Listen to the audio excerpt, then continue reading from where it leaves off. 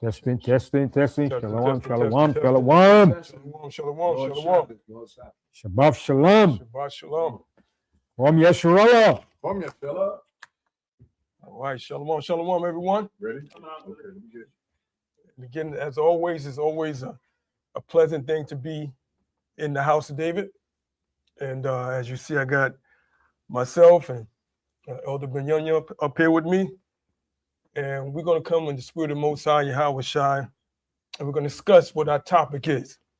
It's called Evil Empires Are Suddenly Caught in Their Own Net. Or traps. Evil empires are suddenly caught in their own traps. Mm-hmm. All right, so we're going to discuss that. And the reason we're doing that is because the atmosphere, as you know, geopolitics, geopolitical atmosphere that we're enduring right now. As you know, we actually went into a war. United States of America had went into a war, started a war, along with the Israelis. As you know, this is people always, when they reference Israel and America, they always reference the prophecies of the Bible. So what me and Ben are going to do today, we're going to go through some history. All right, we're going to take our time through the spirit of Chaarwtazarawchaa. We're going to go through some history, we're going to go through some current events, and then we're going to go to some prophecies. All right, so we want you to take out your notes, your highlighters. Okay, put your thinking caps on, as they say, and be in the spirit to learn. All right, Con? All right, so because of the geopolitical atmosphere, I want you all to know and understand what geopolitics is. And it's important to know that because when you live in this world, you can understand what's happening around you. Everything that you do, you have to know what's around you. So I want to share a definition of geopolitics with you really quick. And I am going to ask my IT team to share the screen. And I want the reader, if you don't mind, I want you to, let me see here.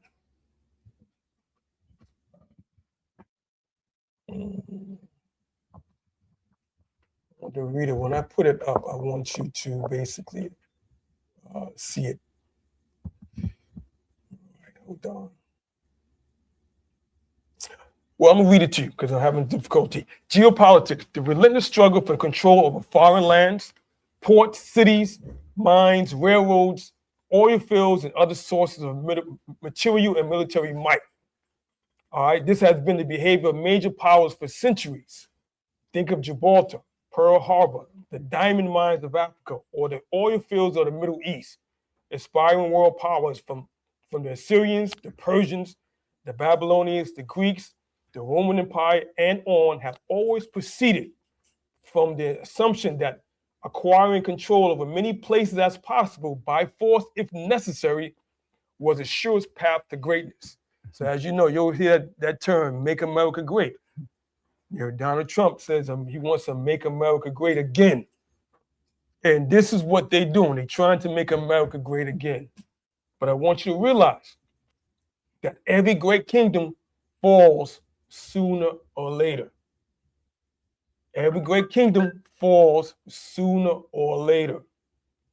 Now, in America will be 250 years old. This coming July 4th, 2026, America will be 250 years old. And usually that's when the countdown of that kingdom is going to fall. All right, now, I want to go into scripture. Let's go to 2nd Esdras for a second. 2nd Esdras, 6th chapter. I want to show you something. Because everything affects us, the children of Israel. All wars affect us. All right, I want to go to 2nd Esdras, the 6th chapter. And I want you to start at verse 59, my reader. Reading out of 2nd Ezra, chapter 6, and verse 59. Come on. If the world now be made for our sake, why do we not possess an inheritance with the world? All right, now that was our question. Remember, the world was made for our sakes. Everything on this earth was made for us. The world was made for us. And Ezra's asking, why don't we have an inheritance? Why are we not having an inheritance and expiring in this world? All right, continue. How long shall this endure? So he said, how long? How long is this going to continue this way? All the nations are aspiring. They're doing great. But the children of Israel, why are we not in inheritance with them?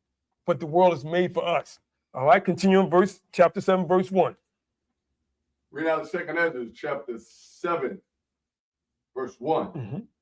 And when I had made an end of speaking these words, there was sent unto me an angel, which had been sent unto me the nights before. And he said unto me, all right, now this angel is Uriel. All right, this is Uriel. Write that down. This is Uriel. Okay, continue. And he said unto me, Up, Ezra, and hear the words that I am come to tell thee. All right, so sit up, Edris. To hear my words, I'm going to tell you. You ask the question, I'm going to let you know what the answer is. Go ahead, continue. And I said, Speak on, my power. He said, speak on. That's the hip talk. Speak on, speak on. All right, continue.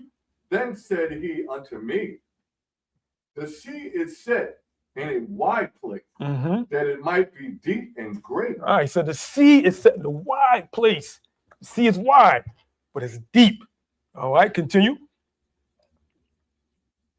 That it might be deep and great.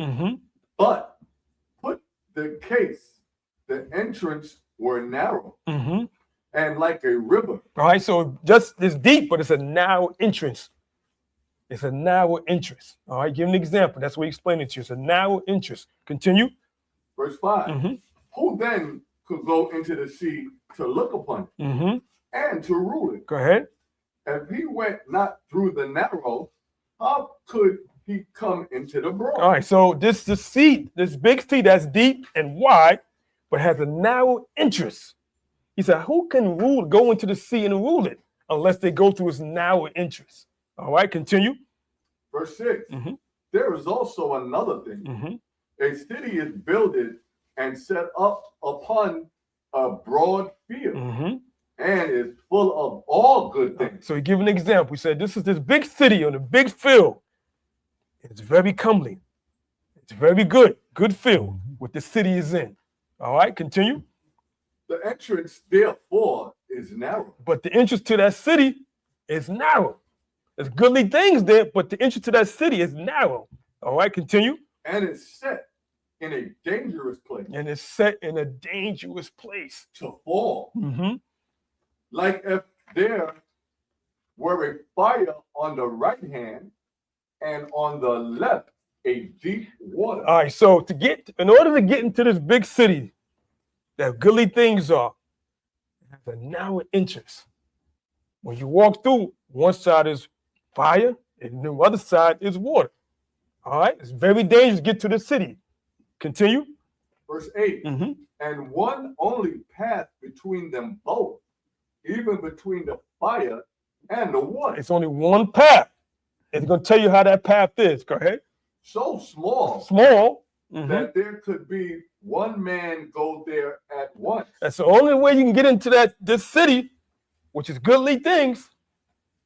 You have to go through this narrow path where one man go at a time. There's fire on one side and water on the other side. Very dangerous. All right, continue. Verse 9. If this city now were given unto a man for an inheritance. Now he's telling him, because Ezra asks why we are not inhabitants in the world. So he gave an example of a city. He said, if this city was given to this man or given to the children of Israel for inheritance, continue. If he never shall pass the danger set before it. All right, he said, he got to pass. He said, if you never pass the danger set before, if you can't go through the bad to get to the good, continue. How shall he receive this inheritance? Now, how are you going to receive the inheritance? So slow down a little bit. Think about what he's saying. What we're going through to get to that world or that next kingdom, we have to go through what we went through. All right, we got to go through what we went through. All right, continue. Verse 10. Mm-hmm. And I said, it is so, Adawan. Then said he unto me, even so also is Israel's portion. Underline that. He said, that's Israel's portion. They have to go through that narrow to get to the broad. In order for us to get to that kingdom, The end result of everything. so you got to go through what we're going through. Slavery, captivities, Poverty, hell, poverty, hell. racism, hatred, byword. Learn discipline, Mhm. drink, Con. and everything is yours. What did Chaarwtazarawchaa say? He said, my kingdom is not of this world. All right? But we got to go through this. Okay, continue. Verse 11. Mm-hmm. Because for their sakes I made the world. He said that. He said, because of Israel's sake, I made the world. He's telling you that he made the world for us. That's why you in history, all great kingdoms that actually ruled this earth, we were in the midst. And they had Everyone. something to deal with us about. All right, continue. And when Adam transgressed my statute, All right, so when Adam gave up the rulership of the earth, all right, continue. then was decreed that now it's done. All right, so everything we're going through right now is because of that. That's right. All right, and I'm relating to what's happening right now. You have to understand what just happened last week, and me and Ben gonna go into that. It's very serious what happened last week. It affects all of us. The U.S. and Israel, by them striking Iran, that's going to change the landscape of this world from now on. It's never going to be the same. Mhm. Okay, and the Lord's what we're going to explain that to you today. And, All right. and can I add to that too? And what this is also showing you too, that your past is very important to get to your future. Mhm. If you don't know what happened in the past, you will never understand the present or the future. Mhm. Right? Finish reading that. Verse 12. Go ahead. Then were the entrances of this world made narrow. All right. You see that? The entrance of this world was made narrow. He's going to explain what narrow is. Continue. Full of sorrow and travail. You see that? Because They are but few and evil, right, full of peril, full of and perils. very painful. Yeah. And very painful. Painful. Slavery was painful. That was painful. But we got to go through that to get where? All right. And that's what we headed to. We are headed to that. And just want to show you the signs of what's happening right now. Mhm. Again, by Israel and the United States striking Iran, it's going to change everything forever. Okay? It's going to change everything forever. All the geopolitics has changed from this point on. It's going to affect you. Okay? Now, Can I say too, Raka? go. And just like Esau, the white man, uses the term, all the actors in the theater, all the nations are playing a part of the Most High great scheme of things. That's right. You understand? And the Most High is moving the chess players into position. All right. And in doing that, the Most High is going to sacrifice a lot of nations for us. That's right. The Most High says he's going to ransom nations for us. All right. So hold tight, because this is just the prelude to the beginning of a lot of death and destruction that's coming. All right. So the Most High is getting us prepared and in tune for what's coming. All right. Go ahead, Raka. Okay, but do you see that? I uploaded something. You see that something there? No. Did you share it? Share the screen? Yeah. Okay. Let me try it again. All right. All right. Okay, yeah. Upload that. Now, what you see here. I'm going to show you. This is all the captivities that we were in. All right, take note of that. These are all the captivities that we were in. And as you can see, at the top, there is Egypt. That was a bondage. All right, that's during the time of Moses. And what? If you come to your far right, you can open it wider. Your That's far the time right. of Moses. Come straight out to your right. Yeah. Yeah. All right, can you see it? Then we had, after Egyptians, we were where? Syria. Assyria. That was the next great kingdom. Okay. Then after the Syrians became Babylonians. They were next. All right. And that's what they did. They did what? They destroyed what? The first temple, Solomon's temple. They sacked it. Okay. Took all the vessels. Okay. All right. And then after that, we had to merge the Medes and Persian and the Medes. Okay. Now, how many of you know who the Persian and Medes are? Well, I know you know. Okay.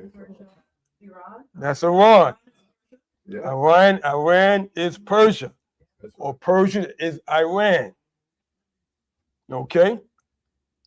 Now, is the next slide up there? One under that? You slide up. Okay. Now, this is one of the first rulers of Iran was Cyrus. You might have heard of him in the scriptures. And the Most High called him what? His anointed. Okay, and there's a reason why the Most High did that. All right, now, matter of fact, just hold off. Let's go back to scripture just for a second. You can drop that screen for a second. Let's go to Isaiah 41. Isaiah 44. I want you to read this. Isaiah 44. And it's beginning at the 21st verse.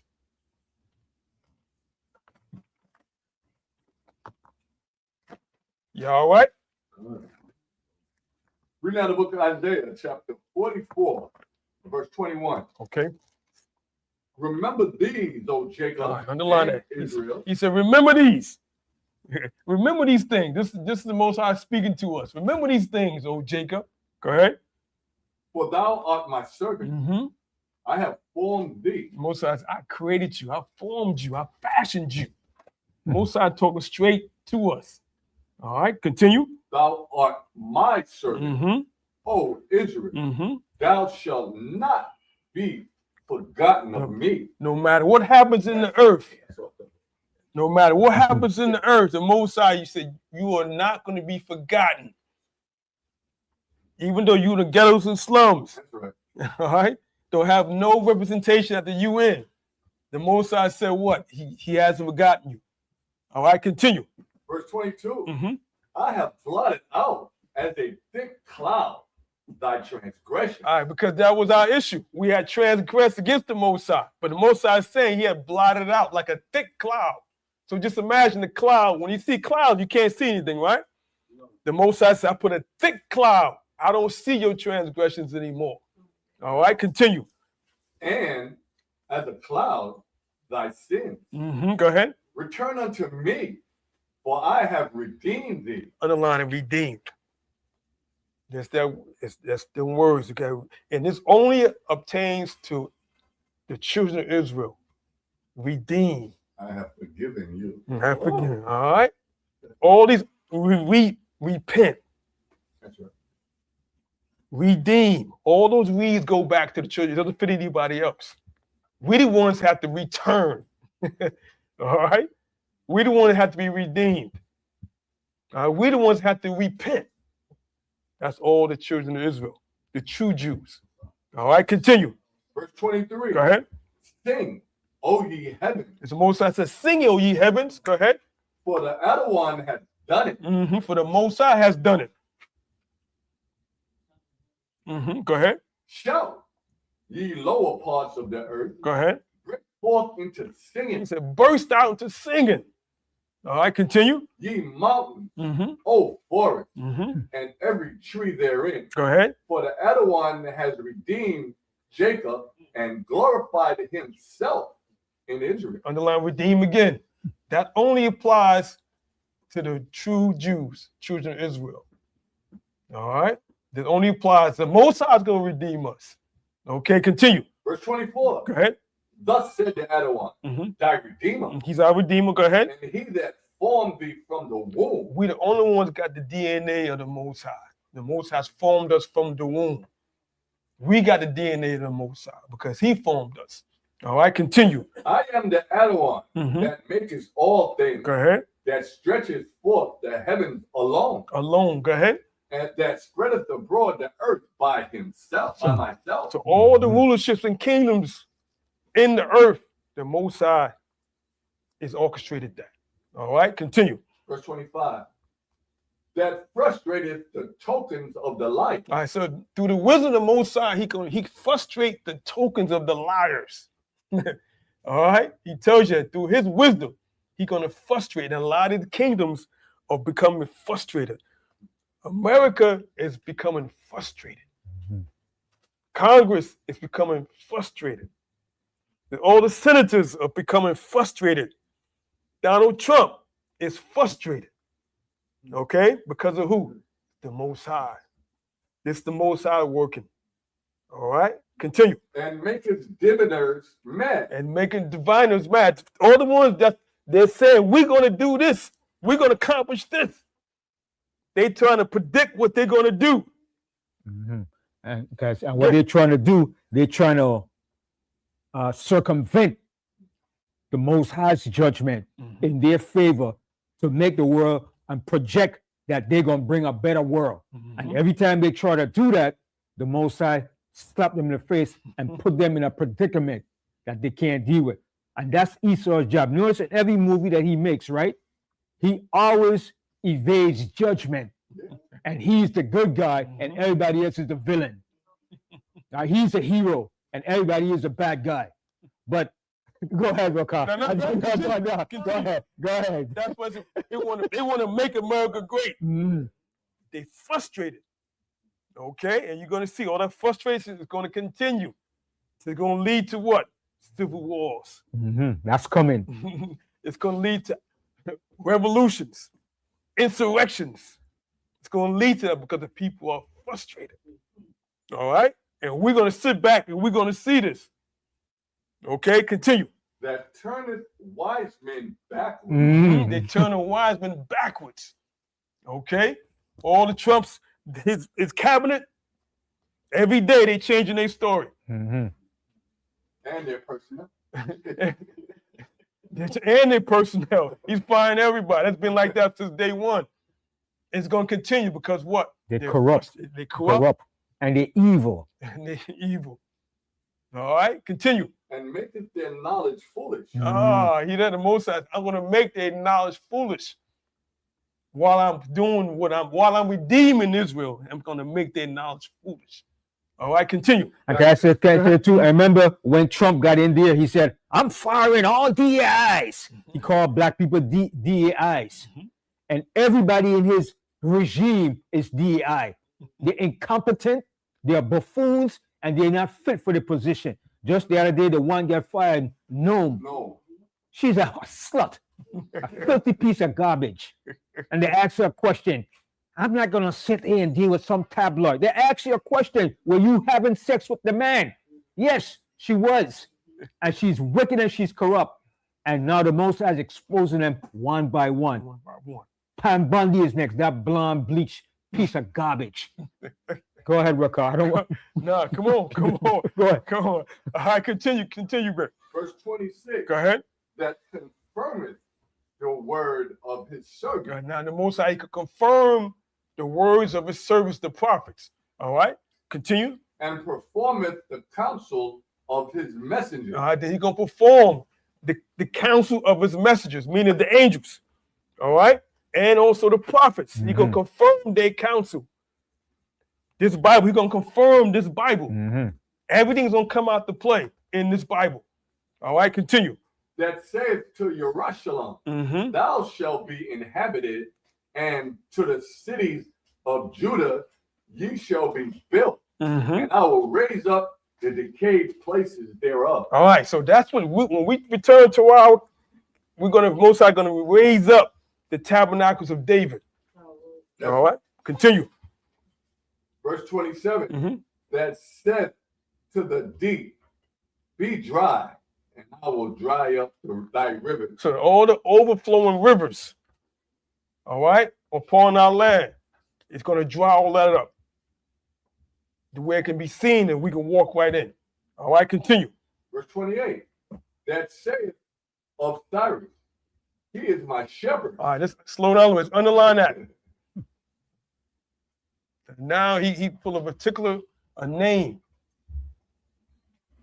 He said, I chose Cyrus.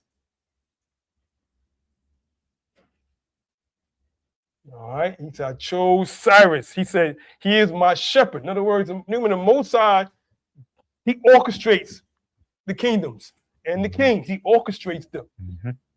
But it's always going to be in our favor. Now, he called Cyrus, which is the kingdom of Persia. All right, in the history, king of Persia. Now, if we can bring up that slide. All right, I'm not sure if the reader can see that. No? Can you make it bigger? I mean, I could see. Yeah, you gotta make this a bigger the I screen. can come and Yeah, stand up if you want. Yeah. With the mic. Yeah. but if you open bigger, yeah, Make Mhm. it bigger without Yeah. losing it. yeah. Okay. Mhm. All right. Now this is Cyrus the Great. Persia. He's Iranian. That's good. Go ahead. Cyrus the Great, Persian, Iran. Cyrus the Great, who founded the Achaemenid Empire in 550 BC. Yeah, that's during the Persian Empire. All right. After the Persians and the Medes. Okay. Continue. And ruled it until his death in 530 BC, is the subject of much praise in the Hebrew Bible. He is noted for his role in conquering the Babylonian Empire and thereafter liberating the Jews from the Babylonian captivity, which had begun after the fall of the kingdom of Judah in 587 BC. According to the biblical narrative, in the first year of Cyrus's reign, he was prompted to go to issue the Edict of Cyrus. All right. Now the Most High called him his servant. The first year, soon as his rulership, the first year, immediately, he became a servant of the Most High. All right? The first year. It wasn't 3 years later, when he first became the king and he took down the Babylonians, he became a servant of the Most High. Continue. A royal decree that, in the aftermath of the fall of Babylon, called or exiled Jews to be repatriated to the land of Israel and for the rebuilding of the temple in Jerusalem, thus initiating the return to Zion. Okay, now, let's go into history a little bit. Stay right there. You understand that when the Persians and Medes destroyed the Babylonians, okay, we took over, right? We came into that empire as well because we were exiled in Babylon. So as soon as he seen us, the Most High worked with that king and made him a servant. Actually, Most High called him his anointed. The Persians and the Medes never put us in captivity. Immediately, he made a law or decree to all the Jews that's in my kingdom. I'm gonna give you the opportunity to go back and rebuild your temple.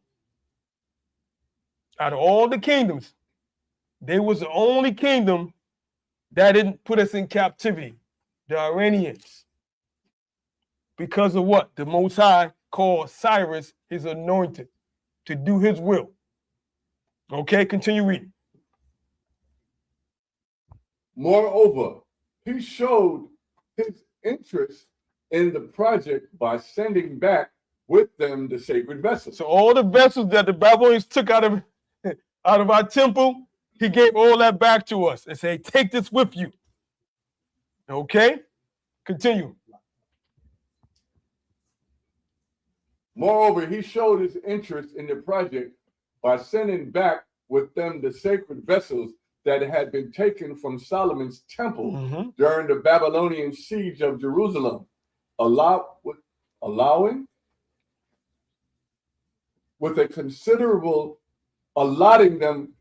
considerable sum of money with which to buy building materials. So basically, he financed it.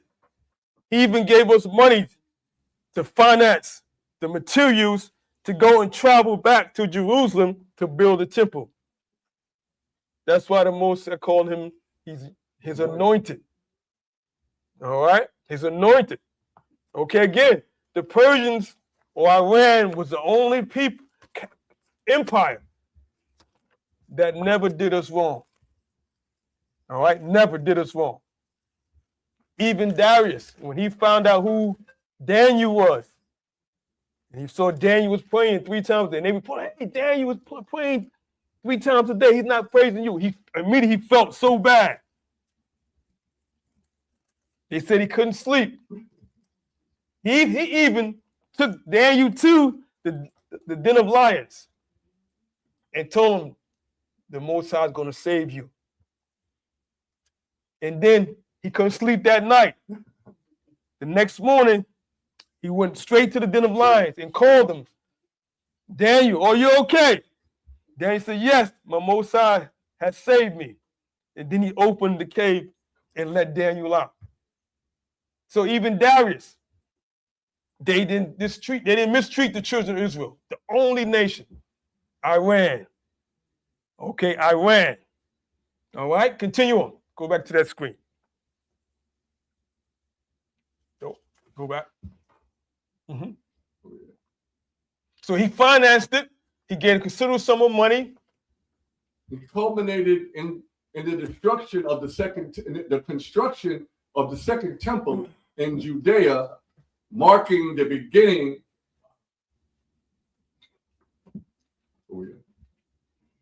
Marking the beginning of the second temple period, which would continue until the Roman siege of Jerusalem in 70 AD. All right, now, that second temple from Persia, it went through the Greeks, it went through the Maccabees, it went to the Romans. That second temple. Now, when Christ, Yahweh was walking the earth, when he came in and was born, that temple was still there that we built.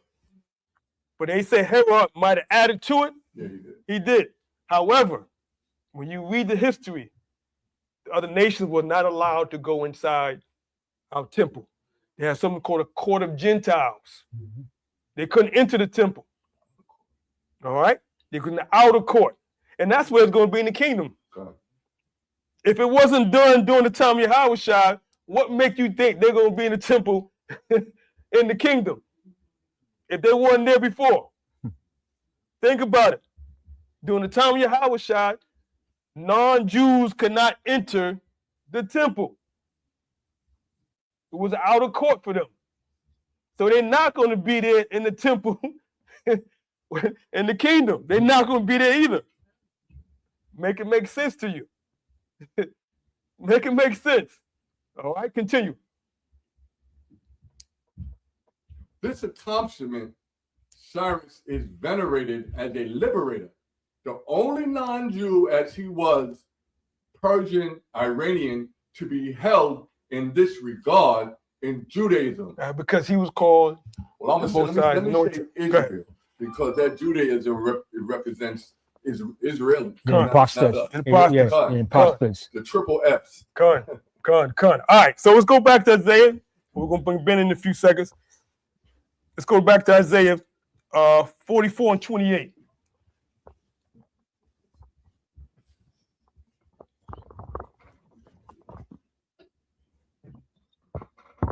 Reading out the book of Isaiah, chapter 44, verse 28. That saith of Cyrus, he is my shepherd, and shall perform all my pleasure. And all his pleasure was financing. The Most High had them financed, allowed us to leave the Persian Empire to go back to Jerusalem with Zerubbabel. All right, that was a pleasure of the Most High. All right, to build that temple. All right, continue. Even saying to Jerusalem, Mm-hmm. thou shalt be built, Mm-hmm. and to the temple thy foundation shall be laid. And our foundation was laid because of Cyrus, the Iranians. All right, first chapter 45, verse 1.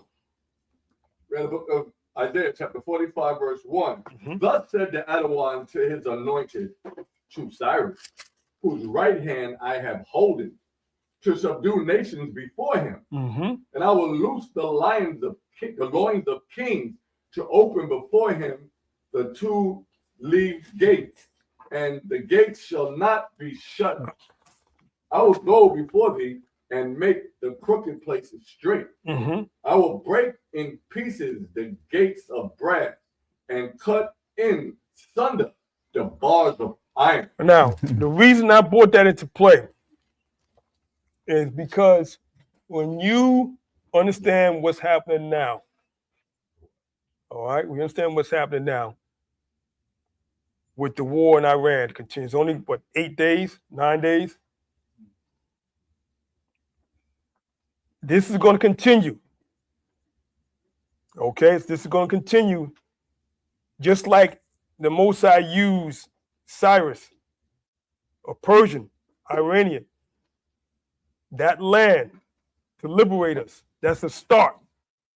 Now, I want to pull up, let me see, can I pull up a map? I want to show you briefly. And so everybody could know, the Persians came from the son of Elam. Elam. All right. That was one of Shem. That's Shem's firstborn son. Elam, the Elamites. Elamites. All right. And it consists of the people of East India, Pakistan, Bangladesh, Sri Lanka, Nepal, parts of Iran, parts of Afghanistan. Mm-hmm. All those are the children of Elam. Right. All right. And then you had the Medes, who were Japhetic. They look just like the Persians. So a lot of people say, oh, Japhet is the white man. Mm-hmm. No, Japhet is not the white man. He might have mixed his seed amongst them, but Japhet originally was black, just like all the sons of Noah. All right.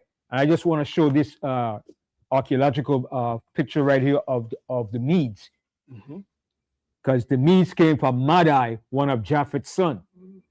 All right. And a lot of Israelites are taught that crap. Oh, the Japhet, the white man is Japhet. All right. These are the Medes right here. You can put it up on the camera. That's the Medes right here. Look just like the Persians. That's why they were able to merge the kingdom together. All right. It can be shown, right? Can you email it to him? Let me send it to you. Yeah, let me send it to you. Okay. So now, and while he's doing that, let's pull up that screen. I want to show you a map. All right. All right. So I sent it. So it might take a few seconds here. All right.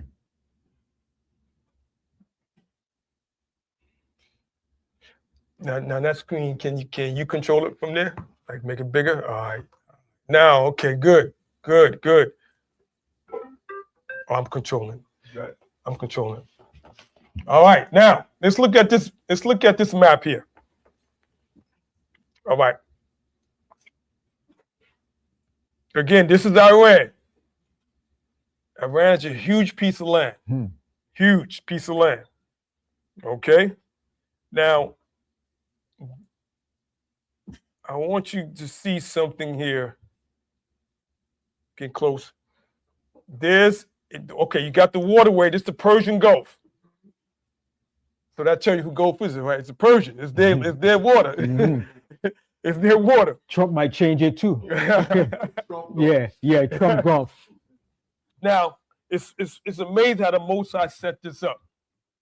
All right. There's something in this area called the Strait of Hormuz.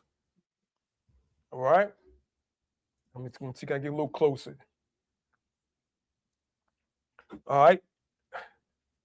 In military, they call it a choke point. They call it a choke point because a lot of ships go through this area here, this area here. And they say that if you get closer, the Strait of Hormuz is about 20 miles wide at its narrowest point. Now you got big ships coming through this area here. Okay? Tankers, oil tankers. Oil tankers come through this area. And they're all trying to get to this area here, what is known as, they call it GCC. Write this down, GCC. Called the Gulf Cooperation Council, GCC. Or, there's another word they use, Corporation Council for Arab States of the Gulf. Now, there's 6 members of this council. As you can see, Bahrain, you can see that on the map. All right, Qatar. You got Oman.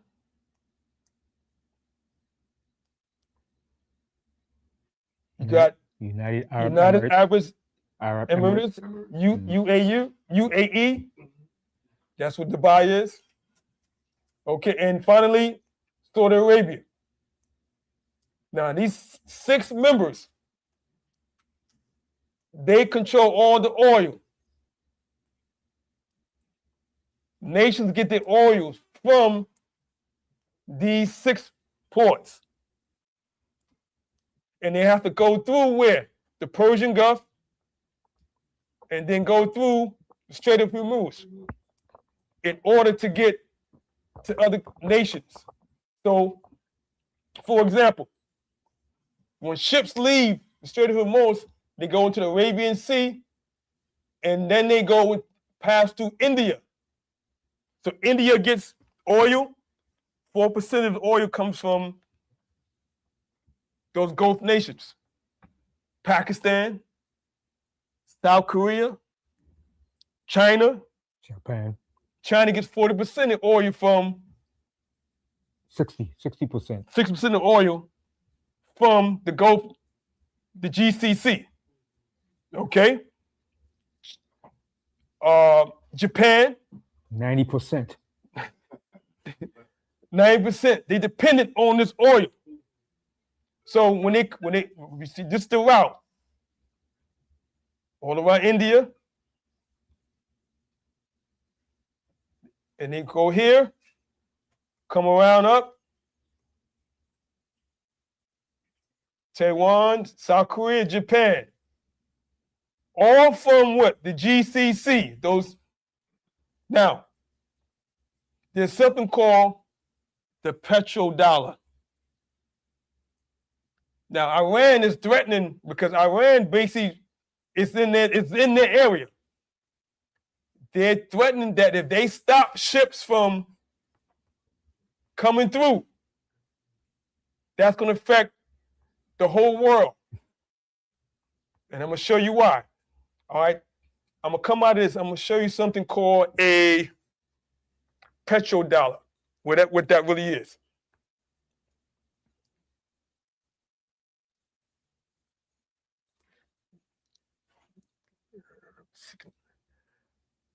Go back to the slides if you can. Let me see. Yeah, it should be the next one. Yeah.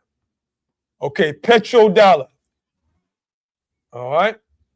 Now, you can read that again. Now, this is important, and I need you to understand this. Make this bigger. This is how it's going to affect the whole world. This is the Most High he got them in the he got them in the chokehold here. This is going to affect the whole world. All right. There's something called petrodollar. Okay, let's read that. Petrodollar. The petrodollar refers to U.S. dollars earned by oil exporting countries when they sell crude oil and related products internationally. And the system historically priced most global oil trade in dollars. Oh, so basically what it's saying here, the petrodollar is when those Arab nations, Saudi Arabia, Qatar, Bahrain, when they send out those barrels of oil, they sell it in US dollars. Mhm. Okay, they sell in US dollars. That's what inflates the US dollar. Okay. Because US dollar is not backed by anything. Okay. Those countries are helping the US dollar. Now, it's like I said, now they do something with that money. They do something with that money. Okay, continue. The U.S. dollar's global acceptance as a currency for setting oil sales makes it easier for oil exporters to invest the proceeds. Now, this is what they do. The money they make off selling, that's why you see those in Saudi Arabia and how those families be living, because they selling oil. They getting American money. Mhm. They ride them with gold cars. You saw them, right? They ride them with gold cars. Long limousines with pools in the back. That's all U.S. money because they got the oil. And that's why when one of this Sultan Band came about a month back to Trump was treating him good, shaking his I shake your hand because Trump kissing their ass. Straight So the up. money become because Nixon put the American dollar in the petrol. Yeah. So Trump got to be buddy with them. That's why also too when 9/11 they said all the terrorists that bombed the plane and hit the World Trade came from Arabia, from Saudi Arabia. But did they go and attack Saudi Arabia? No. They say it's Iraq because that's where the money is. Trump has big dealings over there. He got his sons over there involved in that too. Go ahead, Rocco. Okay, now, what they do with that money, they invest it where? They take that money from oil proceeds, right? Let's continue. It's going to tell you what they do with it. Petrodollar recycling refers to reinvestment of oil revenues into financial assets like stocks and bonds, often through sovereign wealth funds. All right, so the stock market is held up by them investing the petrodollar back into the stocks. Now, that area, what do you think? What else do you think they buy with that money? Weapons. Not necessarily much weapons. In that area, Saudi Arabia, Qatar, that's what type of land is that? It's desert. There's no water there. There's no food. They don't have, we go out and we plant in our yards. They can't do that in Saudi Arabia. So where do all their food come from? It's imported. It's imported. It's imported from the rest of the world. So the Mossad got them in a bind. If Iran stops the ships, it's going to crash the stock market And all economies. in all economies. Saudi Arabia's their economy, the GCC, their whole economy going to fall. Because what? They need water and they need food. They don't have anything there. And can I say this too? And who would it affect the most? America, because America live a privileged lifestyle. If they don't have certain things, I hope that is a big problem. They have to have everything handed to them in a privileged lifestyle. So America can live a hard lifestyle like other, what they call third world nations could live in poverty. So it's going to affect America more. So that's why Trump is trying his best. Go ahead, Rico. Yeah, because this is going to affect the economy. They said within 6 weeks, gas is going to be. It went up 40 cents already. In Europe, it went up $6. in Europe. Now Europe is in a bad situation. They got no oil there. At least America, you got, you can go to Texas, get some oil, or do what. Now you understand why they did what in Venezuela. Yeah. Yep. They're preparing. They're preparing because they knew the next move. They go to Iran. Iran chokes off. If Iran chokes off that water out, straight over moves, that's going to affect this economy.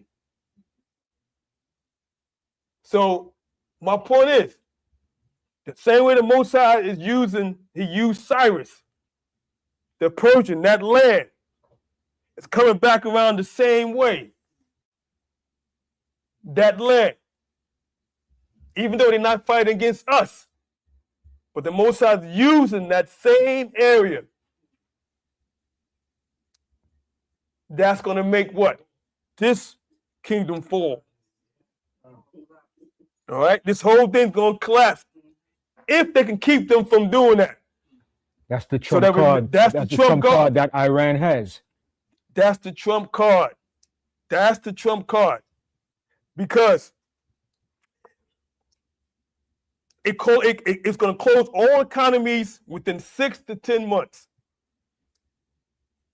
The midterm is when? November. Right around the corner. Donald Trump says what? He's going to remain the president, right? He says not going to be no new elections. Don't the U.S. get oil from Mexico too? Yeah, but it's not enough. It's not enough.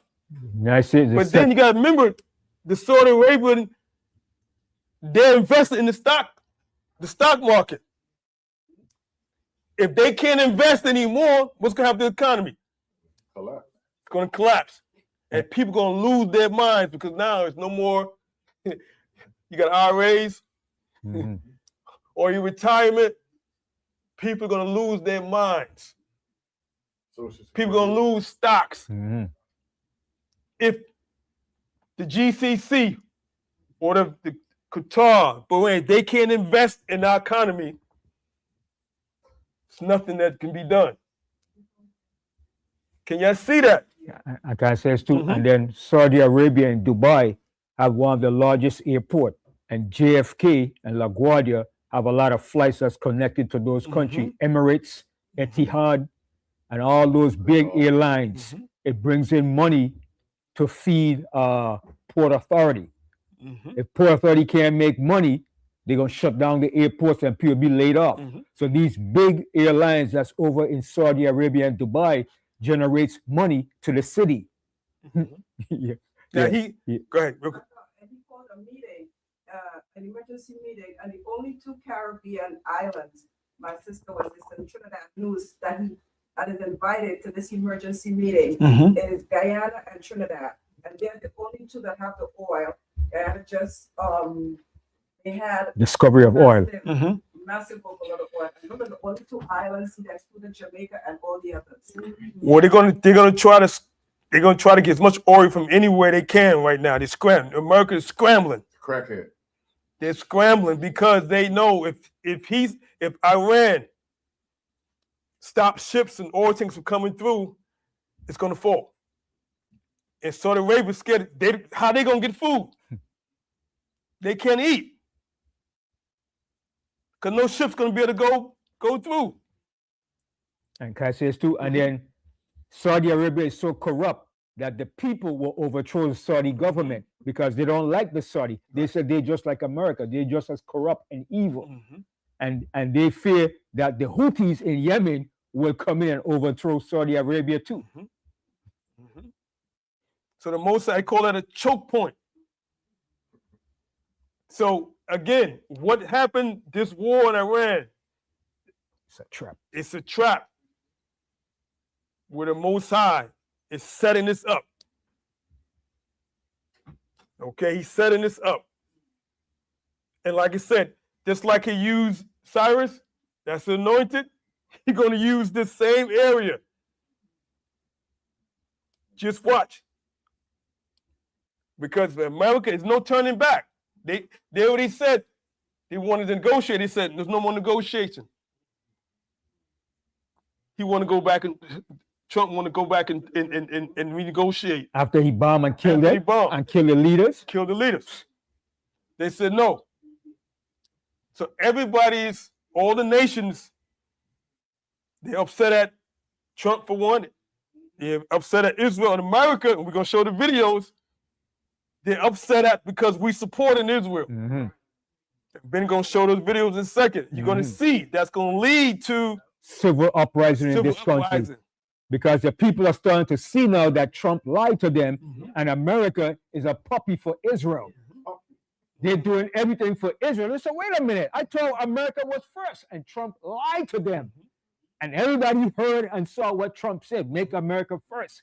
And they see that he's doing everything that Netanyahu said to do, he is doing. And people are getting uptight and mad, man. The revolution is coming, man. Okay? And the Most High is so good how we got this thing set up, man. The Most High is a chess player, man. Yeah. And you gotta watch what the Most High is doing, because America think they're gonna circumvent and do what they gotta do. But every time they do something, they're gonna fall deeper and deeper into that trap that they have set for themselves. All right? Go ahead, Raquel. Because if you look at it, Iran, what they did, they actually hit all the military bases. So now they can't be protected strategically. The military bases for each of the GCC. All right, even Microsoft buildings, they hit the Microsoft building there. Mm-hmm. Disrupt AI. Believe me, this is going to escalate.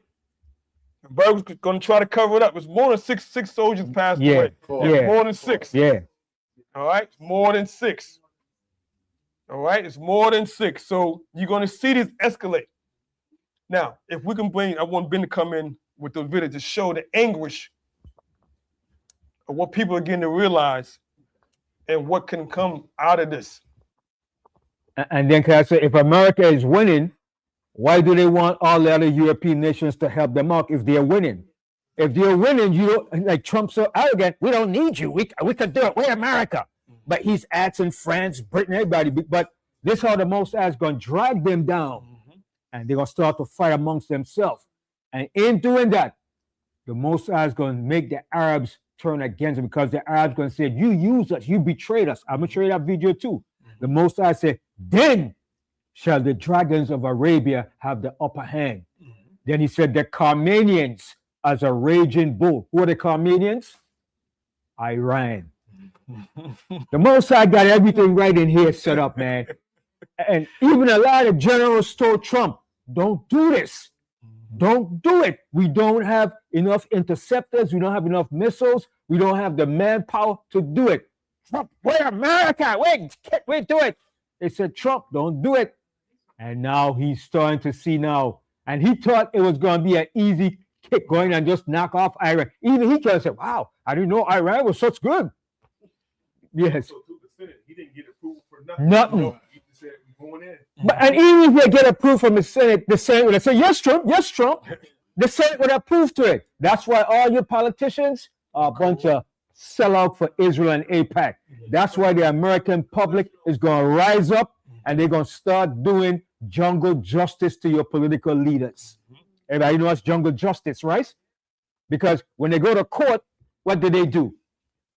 I categorically deny. I have nothing to do with it. I take the fifth. People are tired of that crap. When you rich politicians go to court and then you lie, you filibuster, and you tell a whole bunch of bull crap, and when they ask you a question, you go around it. People are going to start getting tired, and they're going to start reverting to jungle justice. Yes. That's why in the courts right now, they're not calling it war. Yeah. They say they did airstrike. Mm-hmm. They changed it. So their Congress is battling against itself, the members of Congress, Yeah. because they didn't get permission from Congress to start war. Right. And it's a war. Calling it Yeah. war, It's a war. calling it airstrike. Airstrikes. Yeah. War. Using different word talks. You know what I mean? Playing word games. You know. All right. CIA is already there. They're already there. CIA is already there, and so you might say they got boots on the ground already. That's what he said. That's Mhm. what they said. Now, once that happens, said. America is not going to last through that. And then he had the nerve to say Cuba's next. The Most High is working this. And he's doing it for us. Con, the same way he did. Behind. The same way he did. He said Cyrus is anointed. He's basically talking about where we are in that land. That land is starting. It's starting our liberation. All right. It's no coincidence because we know before he did this strike, just I would say about 2 to 3 weeks ago, Iran was burning statues of Wow. The Baal. Yeah, Baal in Israel, right? They showing up. Yeah, they were burning in Iran. Oh, Yeah. In Iran, they were Baal. Baal. Right. And they were saying that this is what the United States worship. Yeah. Yes. Right. Con, Because Yeah, we right. sent that video. Yeah. con. Right, I got it from you. Yes. Right. Can you pull up that video, Anwar? They'll- You want the first one? Yeah. Did you show the picture of the Medes? Yeah. Oh, go back to the Okay. Medes. Okay. Go back to the Medes. I want to show what the Medes look like. They look like the Persians. That's why they were able to merge the empire together. The Persian and the Medes. All right.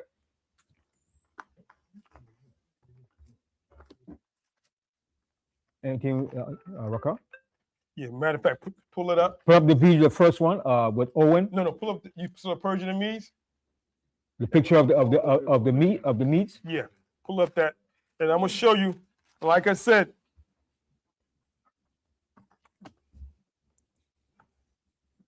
Like I said, out of all the kingdoms, the Iranians, they're the only ones that didn't disrespect us or they didn't put us in captivity. The Iranians, the Greeks, the Romans, they all did, but not that. We were never in captivity during the Persian Empire. All right, I'm gonna show you how. Go to Can I say something too? And yeah. even with that, Mhm. when in 1979, with the Iranian hostage, Mhm.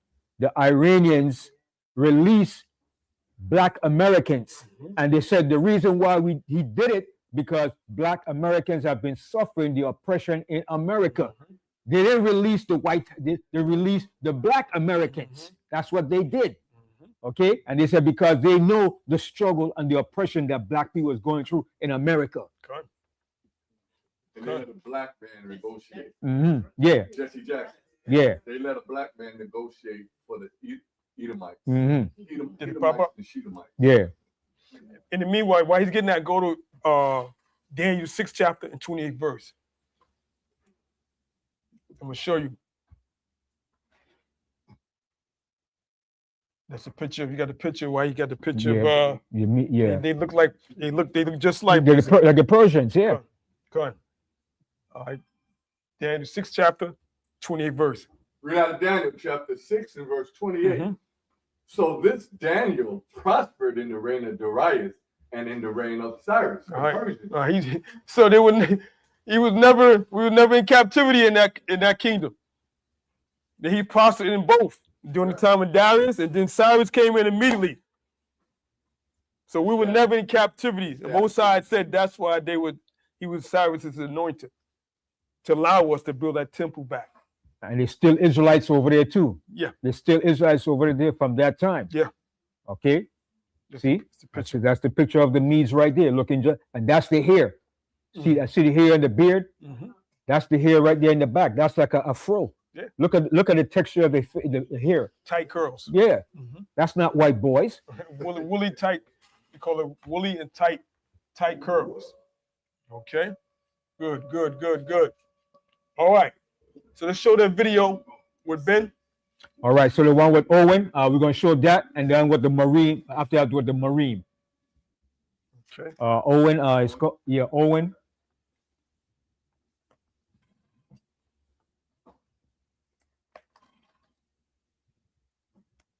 It's called one is called a video. Watch Owen. Owen speaking about we will not fight for Israel. He was saying pretty much what the Marine. Turn it up. Turn it up. Want to get the fair use first?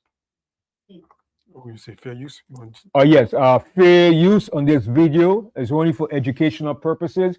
Fair use and all the videos is only for educational purposes to educate the people that are lacking understanding of what's taking place currently in the United States of America. Go ahead.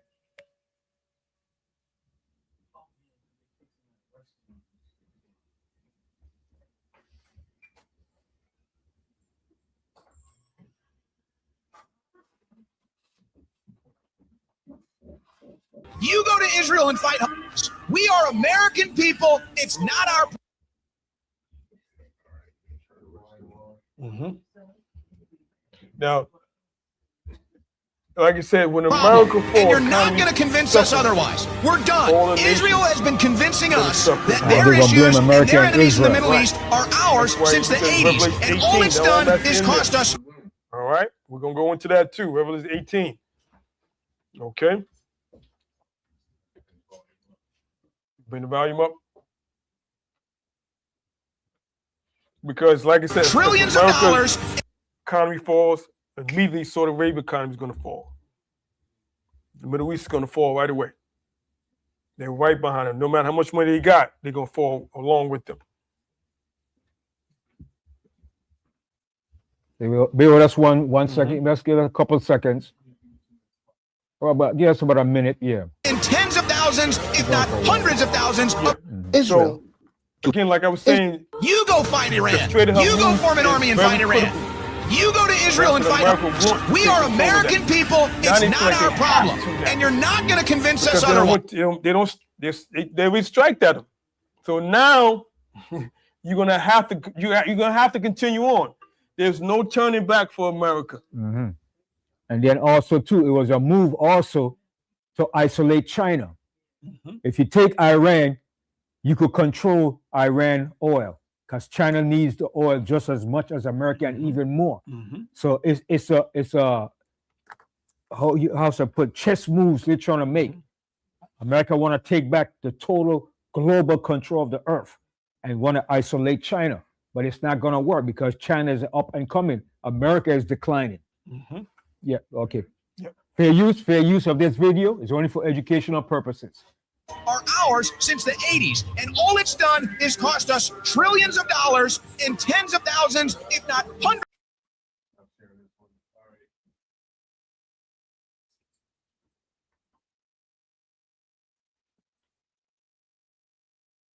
Is more volume?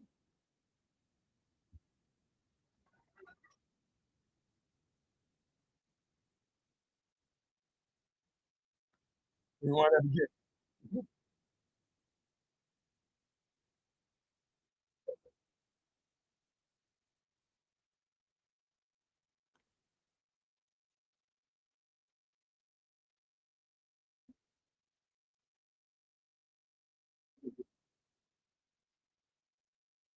If not hundreds of thousands of American lives. We are done. The deception is over. The game is over. And you're not going to insult us because we're done playing. You're not going to insult us because we're done with Israel's wars and done with you controlling the right-wing geopolitical discourse. We're done. All right. So You now, what scripture is that? Because everything people say and do, there's prophetic scripture to fulfill what he's saying. Now, he said, we're not going to fight Israel's war, right? What scripture comes to mind? I'm going to give you all a hint. Flock. It's in Jeremiah. It's in two places in Jeremiah. Flock. That's the key word.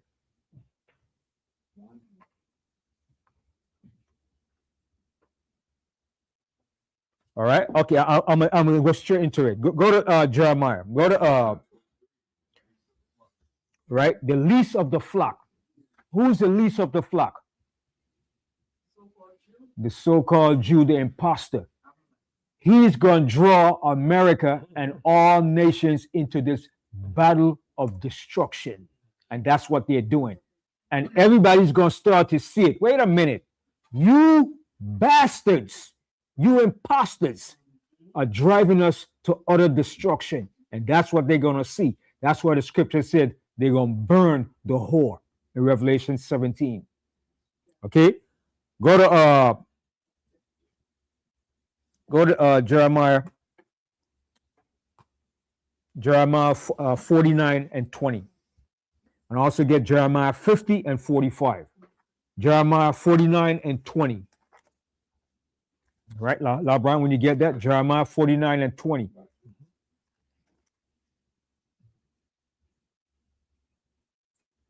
We got the book of Jeremiah, chapter 49, and verse 20. Therefore, hear the counsel of the Edom. See, the Most High said, therefore, hear the counsel of the Most High. This is the Most High's counsel. All right, go ahead. That he has taken against Edom. See? Yeah, is here the Most High is telling you? He didn't say, I'm taking against Japhet. He said that I'm taking against Edom. Read it again. Underline that. Jeremiah chapter 49, verse 20. Therefore, hear the counsel of the Most High, that he has taken against Edom. That he has taken against Edom. Go ahead. And his purposes. And the Most High's purposes. All right, go ahead. That he has proposed against the inhabitants of Teman. Because Teman is also one of the family of Edom.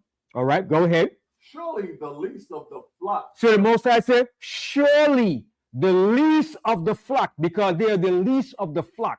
They're the least of the Edomite families. These people called Amalek.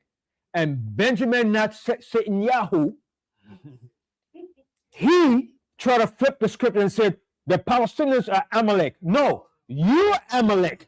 But he's projecting the lie to put it out there to say the Palestinians are Amalek. But he is the Amalek that's going to be destroyed. And they know that. So they're doing everything in their power to deter and circumvent that prophecy. So the Most High said, here, the counsel they have taken against Edom, the least, go ahead. Surely the least of the flock shall draw them out. And the least of the flock is going to draw them out to this third world's war in the valley of Jehoshaphat. That's where it's leading to. And there's no returning of it. There's no going back. You have to go forward now. And all troops are going to be dragged down into that valley because everybody's going to be jockeying for position of the geopolitical rulership of the earth. That's what it's boiling down to. Everybody wants the resource and the control of the earth for their kingdom, especially America. And they're trying their best to push China out. And it's not going to work. Nope. All right. There's more to that, LeBron. Go ahead. Surely he shall make their habitations desolate with them. You hear that? The Most High ain't lying. His prophecy is going to come down. And these little imposter people over there, they're going to be destroyed. All praises to the Most High. And they're going to drag all nations down into that. And the nations going to wake up to see you are the one that caused this problem. And they're not even religious. No. Now, think about it. When did they attack Iran? On the Shabbat. On Ramadan. But it was on the Shabbat. They started a war on the Shabbat. The holy war. So what did that tell you? No, they're not religious. No. We never started a war on the Shabbat. You read about the Maccabees only because we was being attacked. The Greeks are still Edomites. They attacked the Maccabees on the Shabbat. On the Shabbat. Yeah. But we never, the children, we never did that. So that tells you they're not the people. They're not godly. And this has to be, you don't understand what the time, you got to remember, when is Passover? Couple days, it's a couple weeks. If they don't wrap this up, because it's no flights going to Israel. It's no flights going to Israel. Any of those in the GCCs, none of the flights going there. Saudi Arabia, Dubai. You can't go to Dubai now. People getting out of the Dubai. They're stuck over there too. They're stuck. They're stuck. Yeah, a lot of Edomites, they stuck over and Jakes too. A lot of Jakes stuck over there too. So the pressure is on to do what they have to do within the next couple of weeks. Right. It's a lot of pressure. It'd be the first they never had a Passover Yeah, since 1948. because Tel Aviv is a mess. Tel Aviv is destroyed. So it's good to see how this is going to play out. So it's a lot of pressure. Popcorn. Yeah, Sister had her hand up. Mhm. Yeah. Real quick, go ahead. Mhm. I'm gonna say, the Most High, the Almighty Creator of the universe, the entire Mhm. universe, Mhm. who sits up high, looks down low. Mhm. He gave his commandments. Mhm. Mr. Trump is just a white man. He has no power. He's no power. Everybody's talking about Mr. Trump. Mr. Trump. Daniel 4, verse 17, the Most High told Daniel, he ruled in the kingdom of men. Exactly. But what Trump has no power here on this earth. But what you have to understand, he is the leader and ruler. Mhm. The Most High put the blame. He said, the Most High said,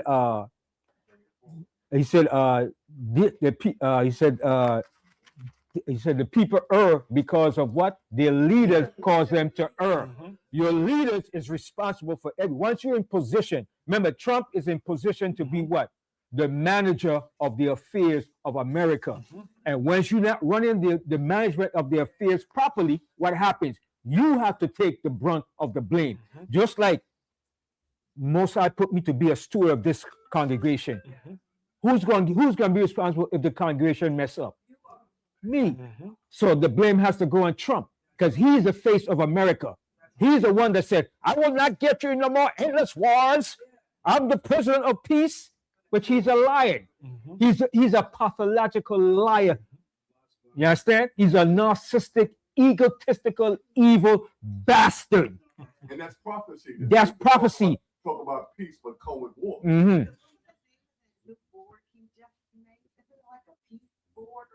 Some crap he made, but he's going to be blamed because he's put in charge of running the country. And the Most High Just like used him. Solomon, the Most High blamed Solomon when he caused us to go what? Into wickedness. It was Solomon. So the Most High Solomon, because of that, you're going to lose the kingdom and it's going to be split from you, and your son is going to, Rehoboam, the Ephraimite king, is going to come in and take over the kingdom. So it all goes back to your leaders, your elders, your rulers. Kings. They're responsible, the kings. The Most High said, I charge you kings. That's who the Most High charge. So Trump is a lot to blame. He's not escaping it, and he's going to take the brunt of it. All right? Could I read the end of 20? Yes. The last part. Surely he shall make their habitations desolate with them. Mhm. See, they're going to cause the nation to become desolate. Okay? Just because of their arrogancy and their pretension, talking about we're the Jewish people. Ani Yahudi. No, Yahudi. Okay? You're not the people of the Most High. They're the most evilest, diabolical, warlike piece of specimen that walk this earth. Synagogue of Satan. And everybody's going to start to realize that very soon. Now, from there, Like Clark said, you talk to a lot of them, they said, now we're not religious. yeah, they're devils. Go to Jeremiah 50. That's why the Most High got to spew them out of the land. The Most High is going to spew them out. And the Most High is starting to make his chess moves. And he wants us to see what he is doing. He doesn't want us to be ignorant of what's going on. And that's why, too, the Most High made a major move with Jasmine Crockett. You saw she lost, right? The Most High allowed her to lose purposely because the Most High, I like her, and she has a right spirit, but she's caught up in America's BS talking about we have to look out for Israel. The Most High is like, no, sister, sit down. Yeah, she vote for Israel. So the Most High is like, tell you, sit down, shut your mouth. Because if she had won, she had become more corrupt. Yeah. All right. Yeah. So the Most High said, sit down and be quiet now. Yes. When they looked at Got another video too? Mm-hmm. the picture of who was voting, majority of the voting was done by Latinos. Mm-hmm. Once again, Yeah. which is so crazy when they're being just rampaged in Texas, you know, and that's where I Because they're under the Baal worship of Satan. That's right. They're under the strong influence of sorcery. Okay, a strong delusion. Okay, go to Jeremiah 50 and 45, Labra, and then we're going to show the other video of the Marine.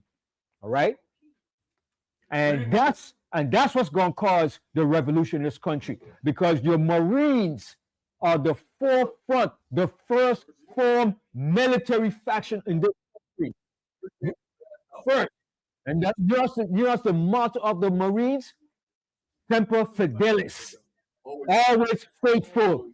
Okay, and he made the statement, from the halls of Montezuma to the shores of Tripoli, the Marines are just as old as this country. And once you mess with a Marine, you're in for trouble, brother. The revolution is coming. Okay, and then you had the generals, the commanders, and the captains sitting there because they're all under the witchcraft sorcery of Baal. Every top commander and general have to swear an oath, but that oath is not to the Constitution of Bible, it's to Satan. That's right. Yeah. Let's bring it up. Yeah. Let's bring it But up. let me read a scripture first, Jeremiah 50, and we're going to pull up that one with the Marine. Jeremiah 50. Of Jeremiah, chapter 50, verse 45. Therefore, hear ye the counsel of the Most High, that he hath taken against Babylon and his purposes. See, the Most High even called it Babylon too. He's referring to ancient Babylon and modern day Babylon. Okay, go ahead. That he has purposed against the land of the Chaldeans. Surely the least of the flock shall draw them out. The least of the flock are those small imposters. Those imposters, man. Okay, and they're gonna draw them out to this destruction. And Go ahead, Raka. I'm trying to make y'all see the Most High is using the Persians to take down the Babylonians. It's the same thing.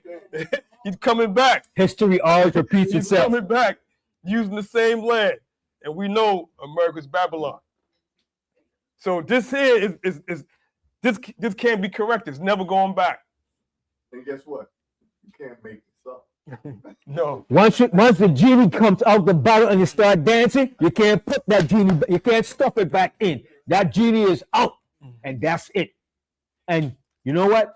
Trump and all the top ruling elites, they know it, but they have to save face to give the American public, well, don't worry, we have it under control. No, it's not under control. Optics, man. You understand? Yeah, all optics. You understand?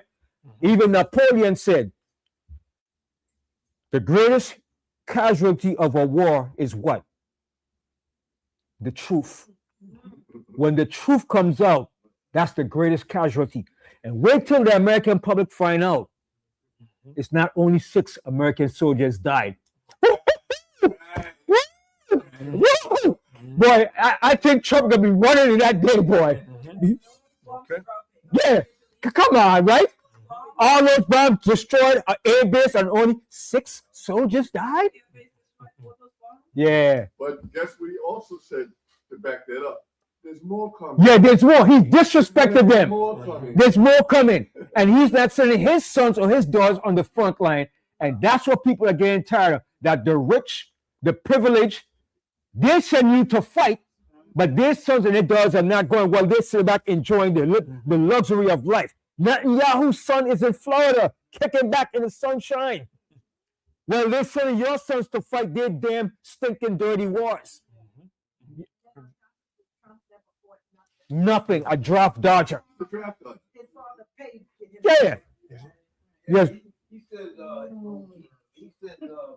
y'all have the opportunity now to overthrow your government Right. if y'all come together and Tell the people in Iran. But the same words that he said he's gonna come back to regret those words. All right? It's gonna come back because his people is gonna ready to overthrow his government very soon. Canada now is calling back the same Benjamite they kicked out. Mhm. They're calling them back to reinstate and tell them what, only for the military, Yeah. they got a path to citizenship. Like I said, they only use us as slaves. That's all we are to their kingdom. Slaves to do their dirty work and their bidding. Yes. Most High going to change this. He shows his true colors. All right. So let's pull up this video. Let's say something real quick. Yes. That said that all wars are fought by rich old men Using the poor. Right, using the poor as cannon fodder. Okay. All right, fair use of this video. Fair use of this video is only for educational purpose to educate the common American citizens of the deception of their government. And nobody wants to fight for Israel.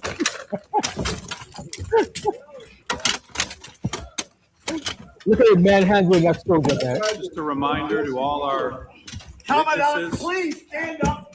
You already said, come again. Capitol Generals, will captains, escort stand up the and fight for me. protesters out of the hearing room. Out. No one We ask for wants calm to in fight these hearings. for Israel.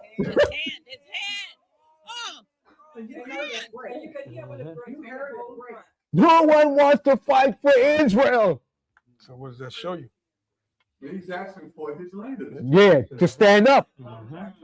And average white boys that see that, that hoorah, hoorah, that know what this country is about, they mad. And they oiling up their stuff now. We're oiling up. Goddamn politicians. They're getting ready, baby. They oiling up their stuff. And they say, you put your hand in a Marine, that can't go down like that. Boy, man, this thing's ready to blow like kerosene and gasoline ignited together. They don't know what they're doing, man. Okay? Remember, at the end of 2024, they came out with this movie called Civil War. None of the commanders, because they're all programmed. When you get into a certain height in the military, you're programmed and brainwashed to serve Satan. You sign an allegiance. Right. Okay? You're not swearing allegiance to the Bible. That's a front. You swearing an oath to Satan to do the bidding. Because all of those generals, captains, every last of them know this is illegal and it goes against the Constitution. But they're being paid. When they retire, they're going to get a good pension, good money from the big military industrial complex. So they're not doing nothing. They're all complicit to the treason that's going down. That's why when the revolution comes, man, a lot of heads going to roll, man. Yeah. You got video too? Hmm? You got another video? Yeah. What is that general now? He retired, but he's You got the next video? Okay. the war. You got McGregor, Colonel McGregor. You have a good bit of them. Said they against him, they threatened him. Yeah, yeah. Then you have Scott Ritter. He speaks of it. You have a good bit of them. Yeah. Yeah. And they're not following the articles of war now. No. Because they bombed that children's School. in Mhm. 174 children. And they- Elementary schools. Mhm. And Saying Yahoo was that gloating they about it. saying that it was part of the army, army base, Yeah. but the military base, but it was not. Not. It was walled off already Right. in 2014. Mhm. So they cannot say that they were just casualties of. That's purposely done. They're Right. following the pattern of Israel because Israel bombed all the hospitals in Gaza. Right. That's what they do. They're a bunch of evil, murderous, bloodthirsty vampires. That's the nature of this beast, man.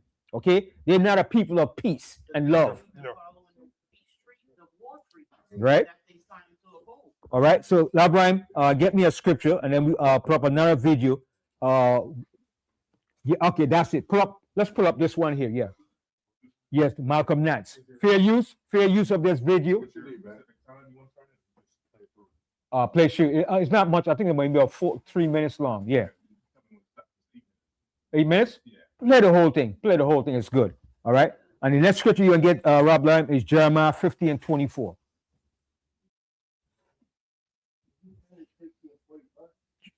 We did that. We're going to Jeremiah 50 and 24. Jeremiah 50 and 24. Terrified. fair use, I, fair I, use of he the is video, clearly, fair use. first of all, Out of his mind. yes, and Yeah. suffering dementia, and he's delusional.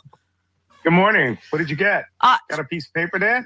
She dug through the trash can to find a piece of paper that she'd thrown out. Yes. You got your Hegseth war, not war briefing? Oh my God, Malcolm Nance. This is insane. I mean, we saw this with Iraq, except this is like hourly. Somebody says something different from the administration that contradicts what the last person just said, right? Yeah, and stupid. Something different and stupid every time. Yeah. This was the one I saved. So Iran has apparently knocked out, destroyed, disabled to some extent 2 U.S. THAAD batteries. This is a massive deal. Aside from the expense, this is not a weapon system we have a ton of just lying around. You don't replace these easily.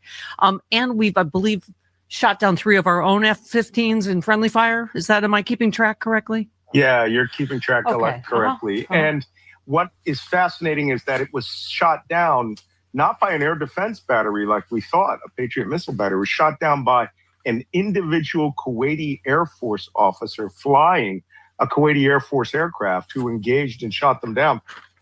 At this point, I am not a fan of the accidental shoot down theory. Yeah. We have had what are called green on blue engagements, where our supposed allies have engaged us with the intent to kill. If this was an accident, it was the guy's an utter moron and shouldn't even be driving a taxi. I mean, that being said, I want to talk about those ballistic missile launch Okay, go things. The THAAD systems that were destroyed in Doha, Qatar, and in Abu Dhabi were $1.1 billion each. Wow. All they had to do was hit the radar complex that was there. It's the same that's on our U.S. Navy warships, only they're on the ground. One $20,000 drone took out $1 billion system each.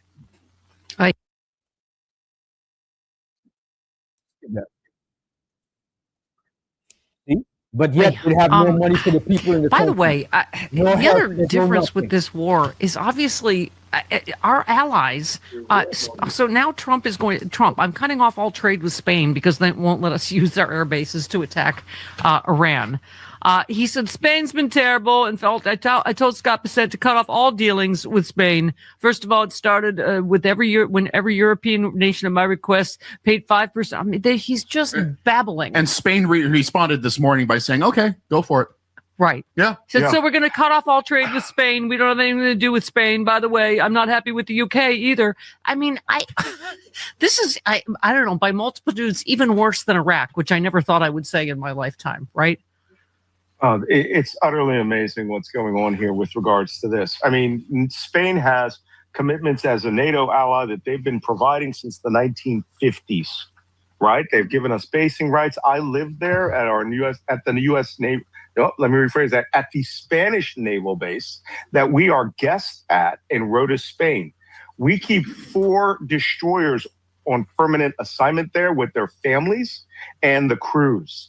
And we also have air bases there, 1 air base from our own air base near Sevilla. Trump has just said he doesn't want those. Spain has the right to deny us these services if they are not used in support of NATO operations. And so now we are going to get rid of the most important base at the western end of the Mediterranean. And we're going to have to go all the way to Italy before we can resupply after crossing the Atlantic. The man is an... Now, you see Spain. Who is Spain going to be with in the final countdown? Russia and China. Okay? So the nations already playing their role and part already.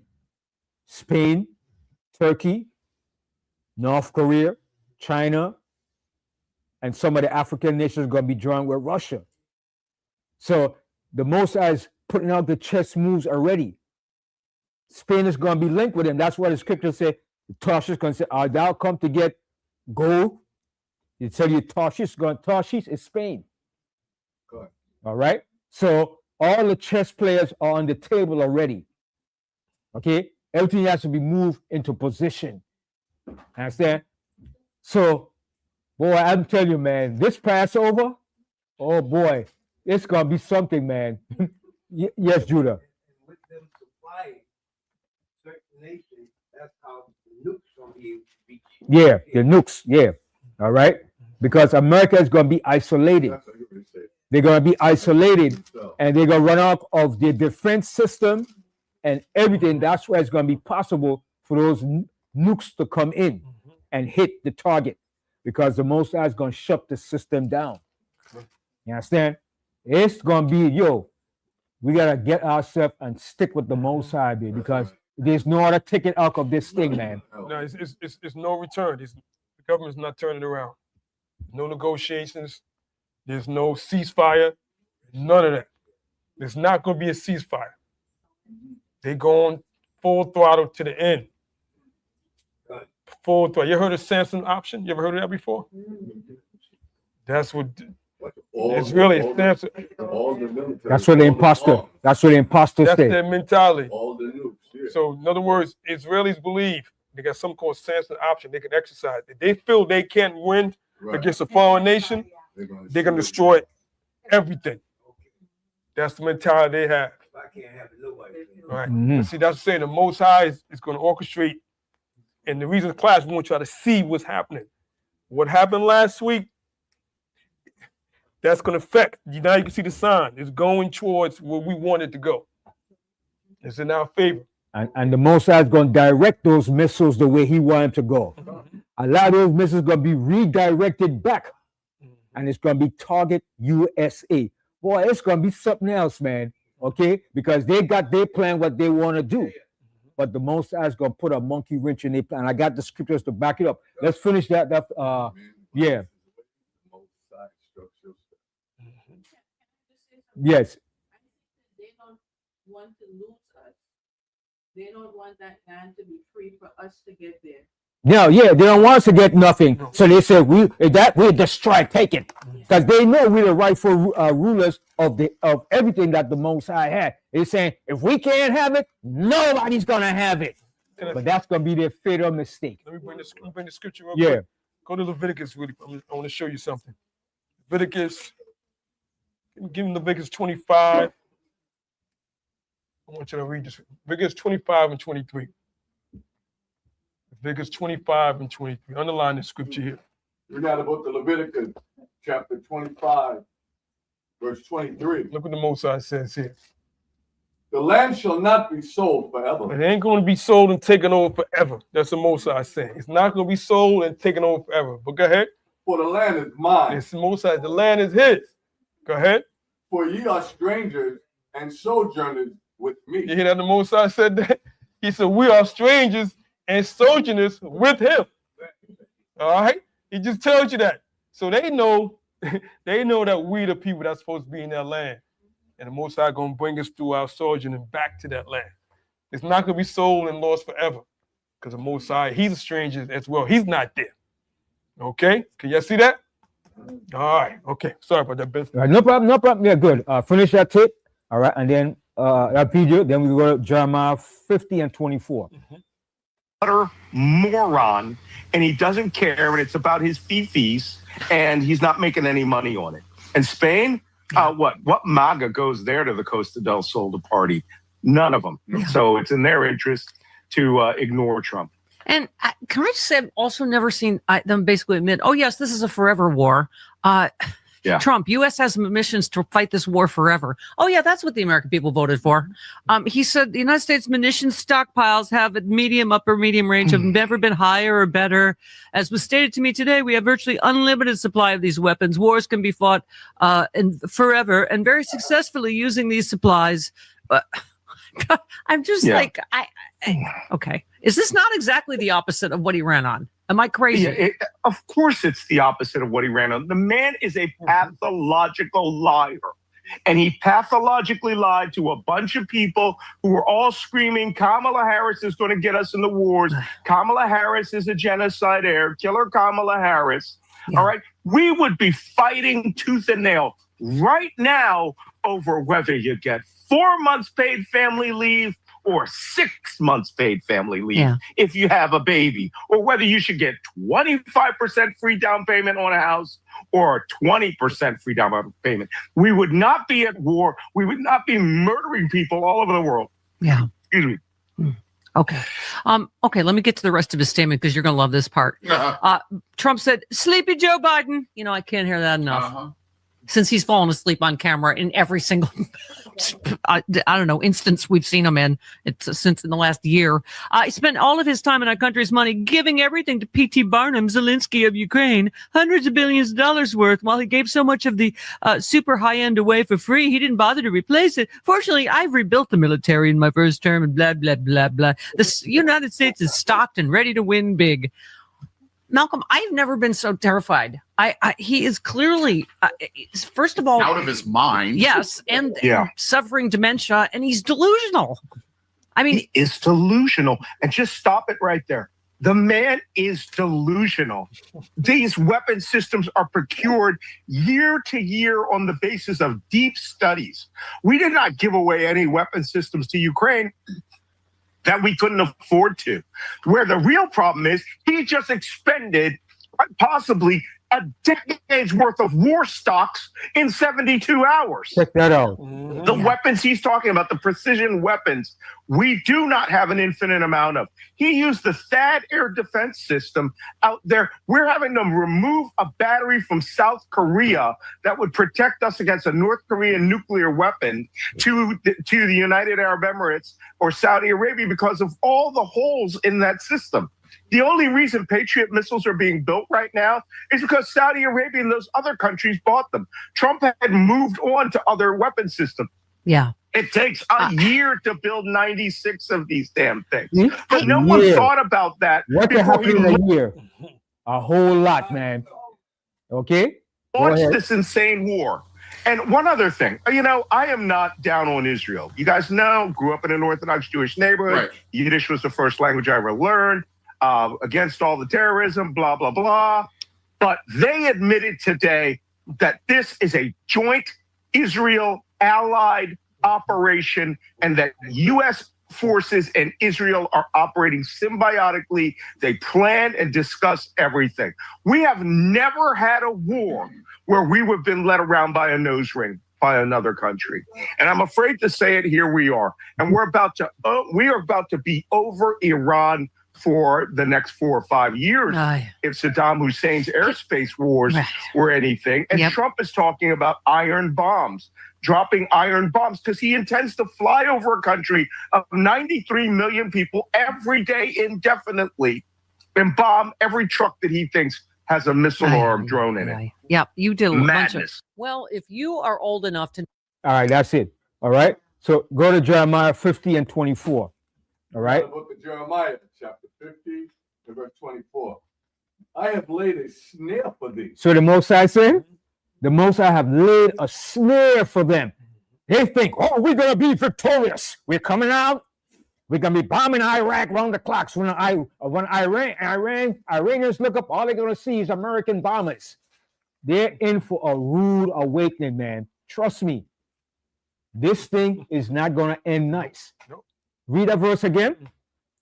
I have laid a snare for thee, and thou art also taken. See? And they're taken in this snare. All right? Go ahead. Oh, Babylon. Oh, Babylon. Go ahead. Thou wast not aware. We're not aware of it.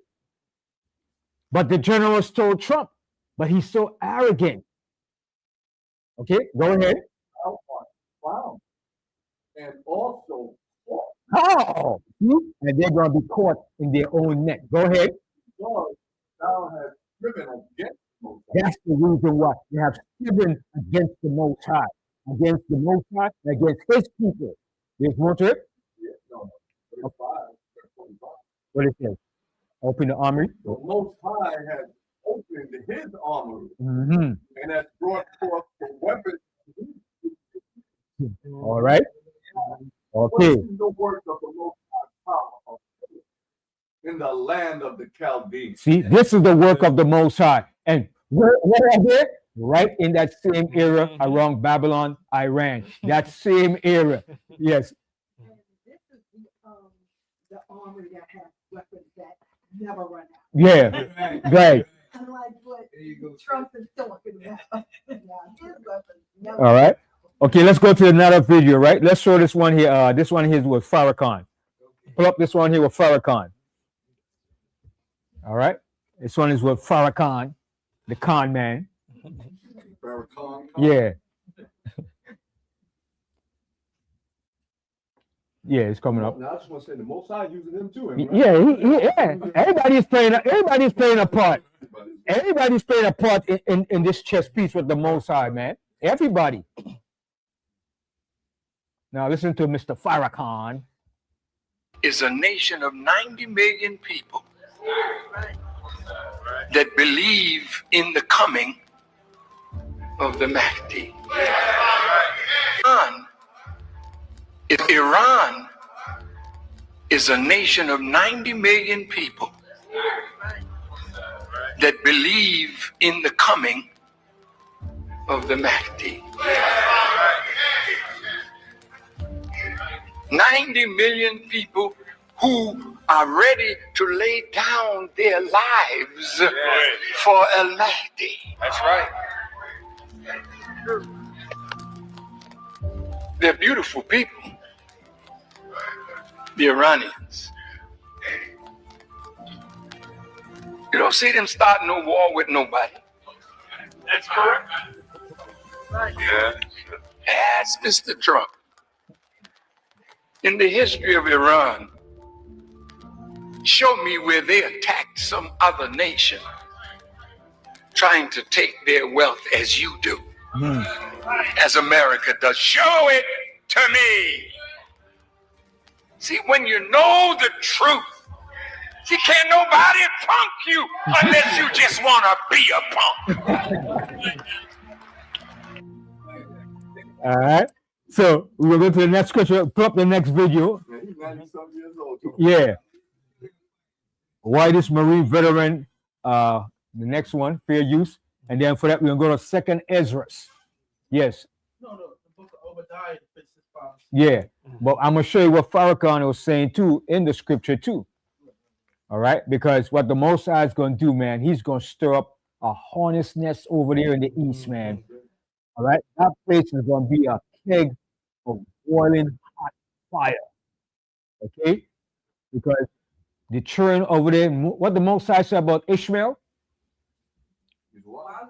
He's a wild man.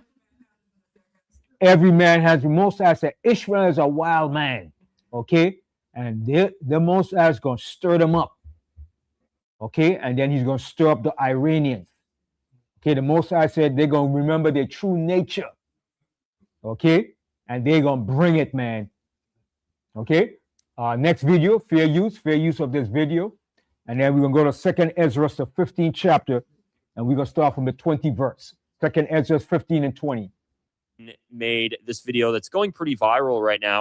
This Marine veteran made this video that's going pretty viral right now. And he's basically saying there's no greater threat really right now than Israel. And so this is pretty interesting. I fully agree with this. Take a listen to this. Let me go ahead and start from the beginning here. I support Iran dropping every single rocket in their arsenal right in the middle of Israel, wiping that entire country off the map. That's what I support. I don't support Iran.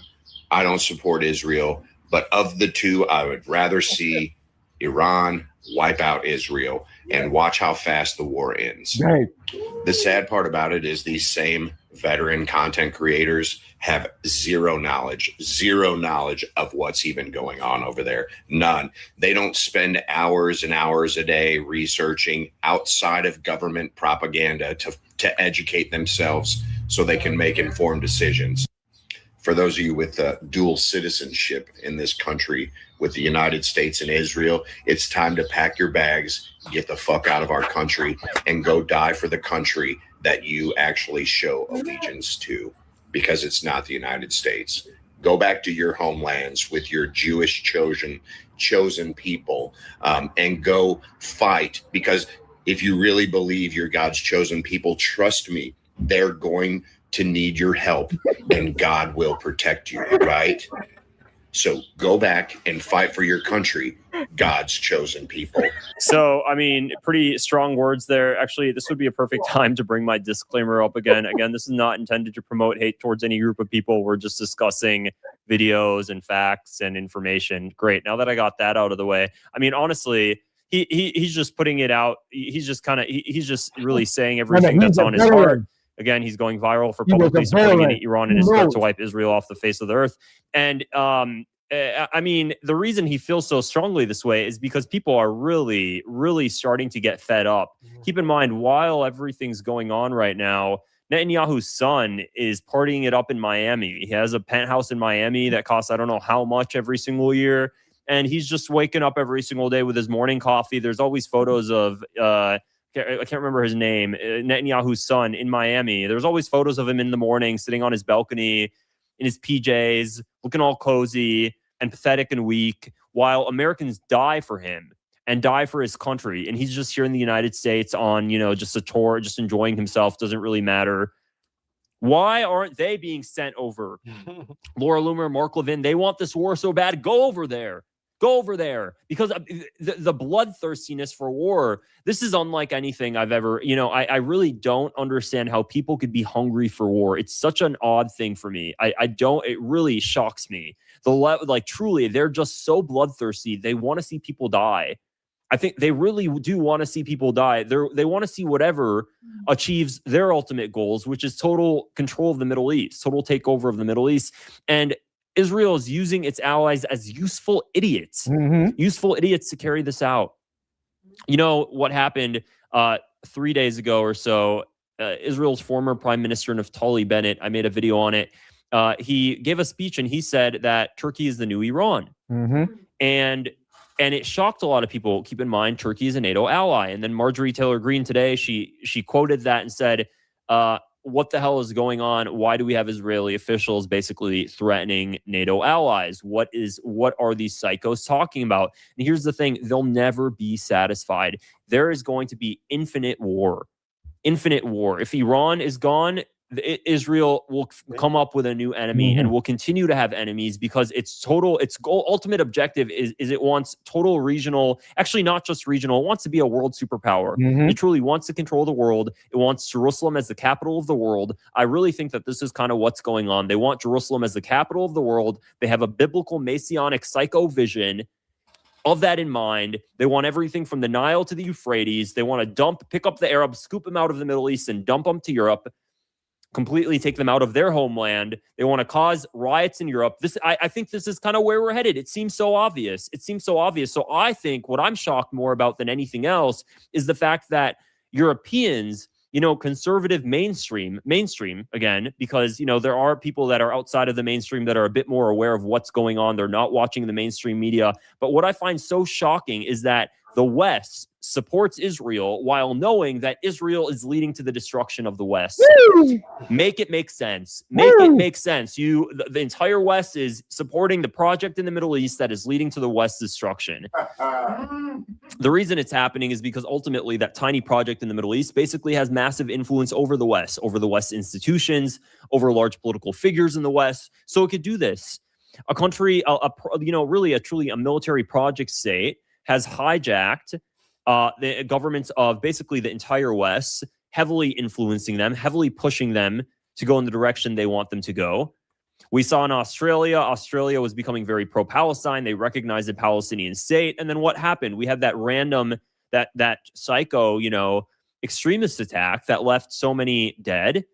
And all of a sudden, Australia completely changed course. What's so interesting, though, is that just, months prior to that, Australia was looking into previous attacks it had, anti-Semitic attacks it had on synagogues. And the Australians were saying, these anti-Semitic attacks on synagogues, it seems like actually it's foreign actors are being involved here, and those foreign actors aren't Iran. This was just last year. Australians were reporting on this. That's odd. And then if we think about the 1994 UK bombing, and I already showed this video a lot, so I'm not going to bring it up again. The MI5 officer for the United Kingdom, where she was saying that Israelis actually bombed the UK embassy, the Israeli embassy in the United Kingdom, and to basically end the Palestinian movement in the UK. And then they blamed it on two Palestinians, and the MI5 wrote a report conclusively showing it was the Israelis that actually bombed their own embassy. And until this day, the MI5 has not released the report on the 1994 Israeli embassy bombing. While UK intelligence knows that the Israeli Mossad did it, but they still haven't released the report. I kind of want to make a movement to get that document out because people really need to see it. But no, what I'm saying here is, long story short, Israel has hijacked the West, and if there's a Western state that starts to veer off course, well, Israel has an array of arsenals at its disposal. It can conduct false flag operations, blackmail powerful officials. It'll do whatever it needs to do to get these governments in line. And that's ultimately ultimately what we're seeing here. And the West is just going to follow Israel along and do whatever Israel wants until basically the entire West is destroyed and the Israeli empire basically starts. That's the ultimate goal. And then they want to have Jerusalem the capital of the world. That's where we're headed. So and it doesn't seem like things are getting any better. And you know, when we have U.S. politicians talking about it all, and we start hearing that U.S. servicemen, just like the 3 recently, have died fighting Israel's wars, really, well, then Trump goes on air today and says, oh, you know, that sucks, but that's just the way it is, and more unfortunately, the fallen die. So let me play this. And send our immense love and eternal gratitude to the families of the fallen. And sadly, there will likely be more. Before it ends, that's the way it is. Likely be more, but send. There will likely be more. There's likely going to be more, guys. It's okay. More Americans are going to die. It's sad. This is just the way it is. There will likely be more. More Americans are going to die for Israel. Just, you know, suck it up. That's okay. They don't give a damn. They really don't give a damn. I wish he would put his son. Why doesn't he put Barron on the front lines? Since he really doesn't care so much. That there'll likely be more. Why don't you put your damn son on the front lines, since you don't give a shit, clearly? Why doesn't Laura Loomer go on the front lines? Since they don't give a shit about the lives of other people, clearly. I'd love to see Mark Levin on the front lines. He'd get taken out so quick. Truly, these people do not give a damn. And they're begging and they're thirsty for war. And then they just tell, you know, Americans that are currently in the military. Imagine the families right now that have their kids stationed overseas in that area right now. And then they hear Trump say that. How are they supposed to feel? Oh, okay, you're right. Trump just said, unfortunately, there's going to be more. That's just the price. That's the sentiment of a lot of people in this country. Yeah. But they don't show you that. They want to suppress that. But a lot of people has those sentiments. They're tired of this government just using them like a grinding machine to do their nasty, dirty work, and especially for Israel. Yes. One of the basic reasons why they fired that Edomite woman, because they showed a clip where she ride on a horse and living luxury, right, spending all the people's money. Sent you a video. All right. U.S. commander. Yeah. After she got all the money, you understand? But yet they talk about DEI, about black people who got the job because we're not qualified. They're not qualified for the job they have. They got it because Trump knows them and he put them in position, but they're not qualified. I want you to check this out. Yeah. You got scripture? No. Yeah, but I'll read scripture afterward. Yeah. After the video, you got scripture. You can show the video. I read the scripture. All right. Yes. All right, listen up. All right. Got another video. Got another video. Now look at this, everyone. A video. Fair use of this video. Fair use of this video. They know scriptures. They understand scriptures in a way. Now listen to this. All right. Journalist Jonathan Larson reports that U.S. troops were being told that the U.S.-Israeli attack on Iran was in preparation for Armageddon and also the return of Jesus. Cenk, is this comforting information for you? No, just when you thought the Israeli Zionists were bad enough in starting wars for all the wrong reasons, here comes the Christian Zionists. Joy. Wait till you hear what the commander said about why we're in this war and what to do. Tell us about it, Yes.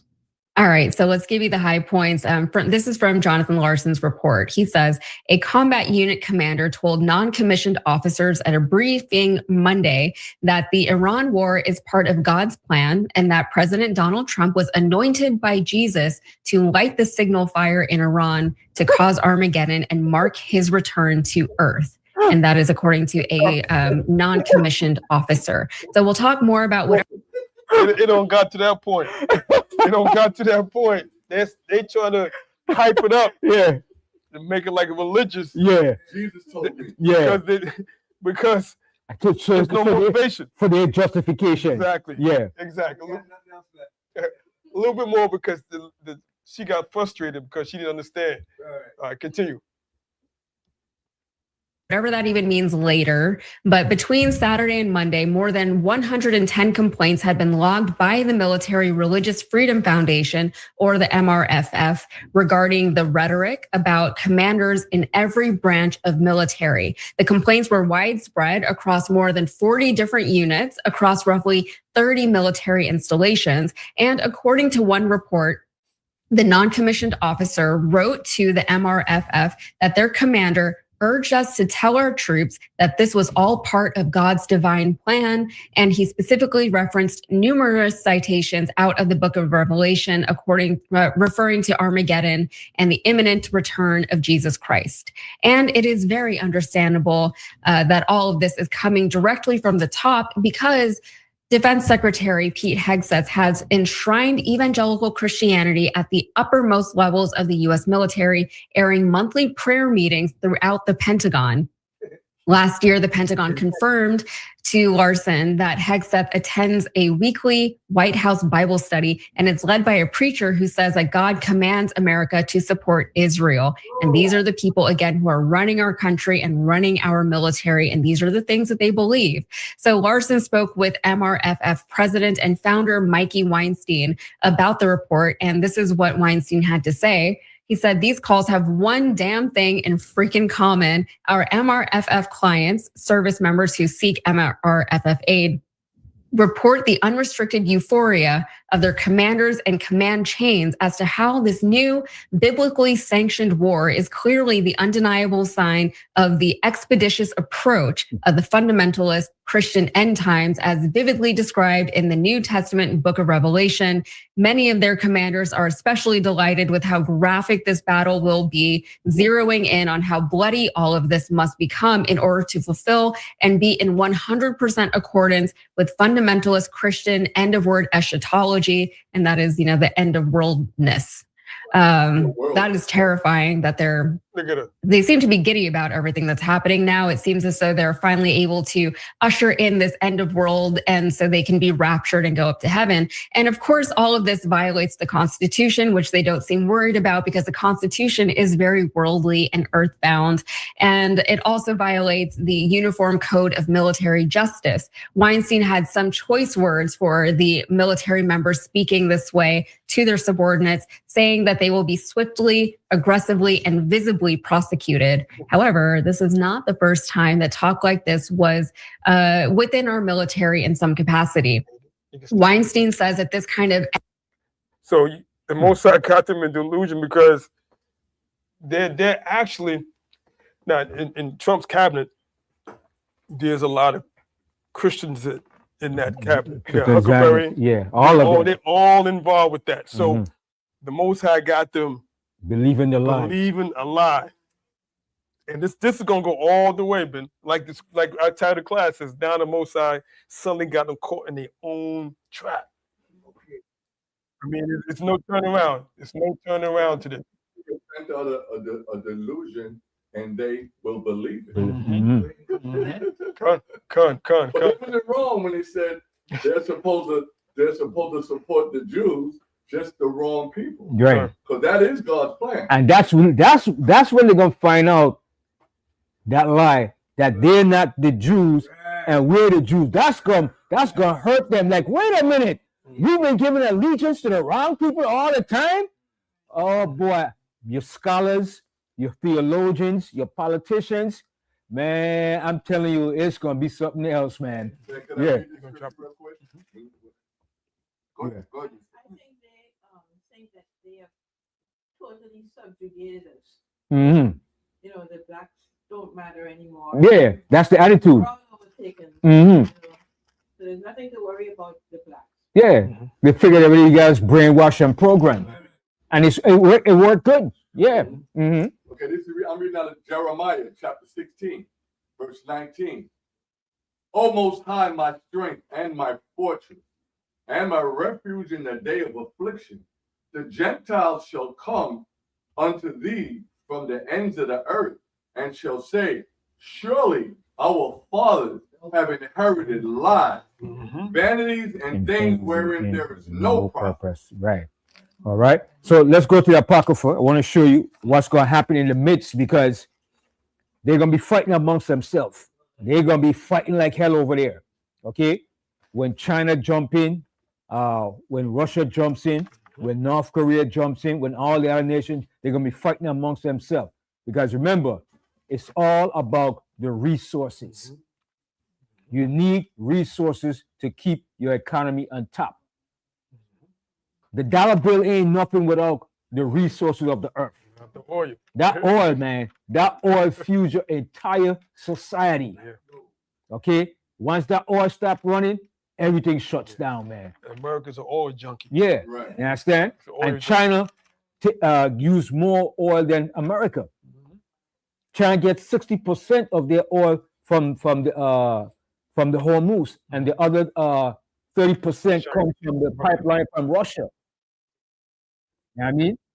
And China needs that oil. And China said, "You gonna mess with me? Then we have to start stepping up in Taiwan." And they already moved all the resources out from Taiwan, so it's open for China to take it now, because they're focusing their attention on Iran. But the whole purpose is to block China off. That's why they took Venezuela, to keep China out, so they could control the oil. You understand? It's a grab for the resources. Yeah, I'm the big dog, but you gotta come to me now. I'm in control. That's what it's about. Gangsterism. All right. Yeah. Let's go to 2nd Ezra, this 15th chapter, and we're gonna start from the 20th verse. And look what the Most High is doing, man. The Most High is so strategic, how he's gonna pull them into this quagmire. All right. 2nd Ezra 15 and 20. Chapter 15, verse 20. Behold, said the Most High, I will call together all the kings of the earth to reverence me. Hear the Most High said? He's gonna call all the kings of the earth to reverence me. Who are the kings? Presidents, prime ministers, rulers, and they're gonna reverence the Most High, and they know what's coming, but they have to act as if, well, we don't care. We could do this. We could fend this off. We could defend. We could fight this. We're great. We're smart. That's what they're running on. We're smart. We're geniuses. No, you're evil geniuses. That's gonna fall into your own trap. All right. Hold that, and also get Jeremiah. Hold that. Hold Jeremiah. I'm coming right back to that. Jeremiah, the 9th chapter.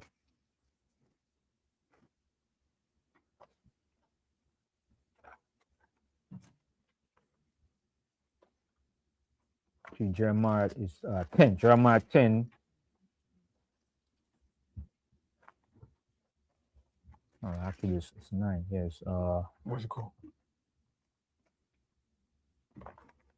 Also, I said that the nations that they glory in this, that they glory in me, and not in the right here. I read it there. Wow, I lost it already. Wow, give me 1 second.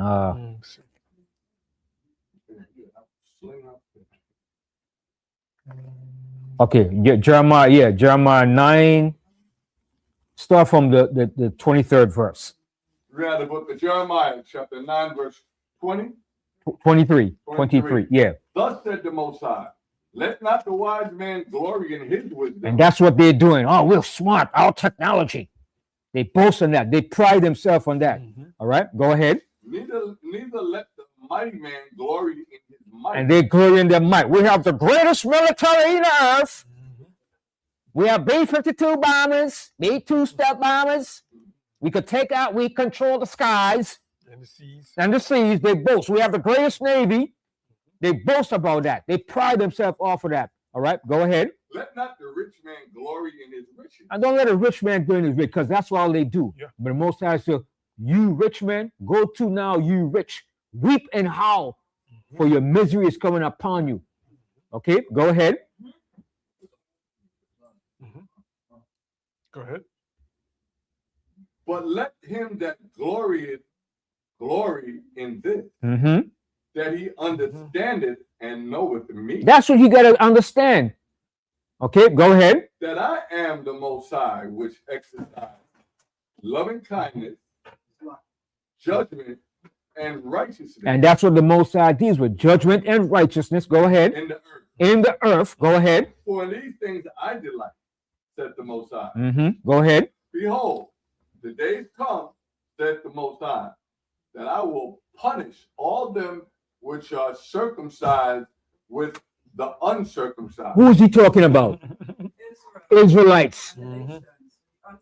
That's being uncircumcised with the nations in spirit and physically, mentally, in every form, in politics, in religions, in ideology, in culture. All right, go ahead. Verse 26. Egypt and Judah and Edom and the children of Ammon and Moab and all that are in the utmost corners that dwell in the wilderness. For all these nations are uncircumcised. See, they're all uncircumcised. They're uncircumcised. All right, go ahead. And all the house of Israel are uncircumcised in the heart. Because we're following them, we become uncircumcised in the heart. So our mind and our spirit become just like the nations. And the Most High said, all that uphold Egypt is going to fall with Egypt. Okay, let's go back to 2nd Ezra 15 now, 15 and 20. We have the book of 2nd Ezra, chapter 15 and verse 20. Behold, said the Most High, I will call together all the kings of the earth to reverence me, which are from the rising of the sun, from the south, from the east, and Lebanon. From Lebanon. So the Most High is going to bring them from the four corners of the earth. Go ahead. To turn themselves one against another and repay the things that they have done to them. See? And the Most High is going to cause them to make them to repay what they have done to us. And that's why he's going to drag them down into the valley of Jehoshaphat. Good. For my heritage, my people. All right? Go ahead. Verse 21. Like as they do yet this day unto my chosen, so will I do also, and recompense in their bosom. And that's how the Most High is going to get paid back to these nations. Okay? Mainly this white devil here. Okay? Go ahead. Thus says the Most High power, my right hand shall not spare the sinners, and my sword shall not cease over them that shed innocent blood upon the earth. And who has been shedding innocent blood upon the earth? America. Like Martin Luther King said, America is the largest purveyor of violence in the earth. And that's a fact. Within the last 8 years, how many places America has bombed and destroyed and propped up with terrorism? Ain't nobody else have done that. Iran hasn't done that. No. You go back the last 25 years, America been in what? At least what, 3 wars? Every president. Right? Go back 50 years. How many wars? From Vietnam to Panama to Afghanistan to Iraq to Somalia to Panama. All right? Yes. I remember watching a picture named Platoon. Mm-hmm. And one of the guys there said, America been kicking ass for so long Mm-hmm. that I think it's time for America to get its ass kicked. Yeah, and this is the time now. This is the time now. And they're going to really get their behind kicked. Go ahead. Verse 23. The fire is gone forth from his wrath and has consumed the foundations of the earth. And the sinners, like the straw that is kindled. See, sinners is going to be like straw kindled. What is that telling you? Like you burn straw? That's how sinners are going to be burned up. Okay, go ahead. Verse 24. Woe to them that sin and keep not my commandments, says the Most High. I will not spare them. Go your way, ye children from the power. Defile not my sanctuary. For the Most High knoweth all them that sin against him, and therefore delivereth he them unto death and destruction. Go ahead. For now are the plagues come upon the whole earth. See, now he's going to start to break it down. He said, now are the plagues coming upon the earth. Okay? Right, the whole entire earth. That scripture in Revelation 6, the 4 horsemen, it's riding now, baby. It's riding into town. Okay? Yes. No, America like was on the attack on 9/11, but never actually invading. Right. So that pale horse is right into town. Okay, go ahead. And you shall remain in them, for the Most High shall not deliver you, because ye have sinned against him. Behold, in a horrible vision. See, behold, a horrible vision. Okay, go ahead. And the appearance thereof from the east. From where? From the east. From the east, right over there in the Persian Gulf, in the valley of Jehoshaphat. All right, go ahead. Where the nations of the dragons of Arabia shall come out with many chariots. See, them Arabs gonna change their mind against America, and they're gonna say, "God damn it, we gotta join our brother Iranians," and that's what they're gonna do. Allahu Akbar. They're gonna remember their true nature, okay? And it's gonna be something else, man. America think they saw something. This, like I said, a horrible vision from the east, and this gonna happen. Continue. And the multitude of them shall be carried as the wind upon earth, that all they which hear them may fear and tremble. They're gonna fear and tremble. Okay, go ahead. Verse 30. Also the Carmanians. Oh, the Carmanians. Who are the Carmanians? Iranians. The Iranians. That's prophecy, baby. Underline that. That's prophecy. You want to share? No. Okay, go ahead. Read again. That part again. Also the Carmanians, raging in wrath, shall go forth as the wild bulls of the wood, and with great power shall they come. And they coming, baby. Okay, go ahead. And join battle with them. And they're gonna join battle with the Arabs, because in one aspect they're brothers in the part of being Islamic, being Muslim. Right. Iran is not an Arab country, but it's Islamic. Okay, Pakistan is not Arab, but they're Islamic. All right, Sri Lanka, Bangladesh, they're not Arabs, but they're Muslim. Singapore, all right, they're not Arabs, but they're Islamic. And Singapore has one of the largest Muslim, Indonesia, they're not Arabs, but they're Muslim. They have the largest Muslim population. And once you kill a Muslim cleric, or what you call Ayatollah, that's war. That's war. That's like the highest spiritual leader in the Islamic world. So Trump and them don't know what they really did. They're stupid. They don't know nothing. So what he did, he just triggered Pandora's box. And Iran said, we will get revenge. Because the Most High tells you in Isaiah, he said, the Medes is not going to regard gold nor silver. They coming. And they're superpower. They was a superpower. Yeah, a superpower. Superpower. Yeah. The Most High said, you're going to wake up the mighty men. And the nation going to say, let the weak say I'm strong. People in the earth don't know what's coming, man.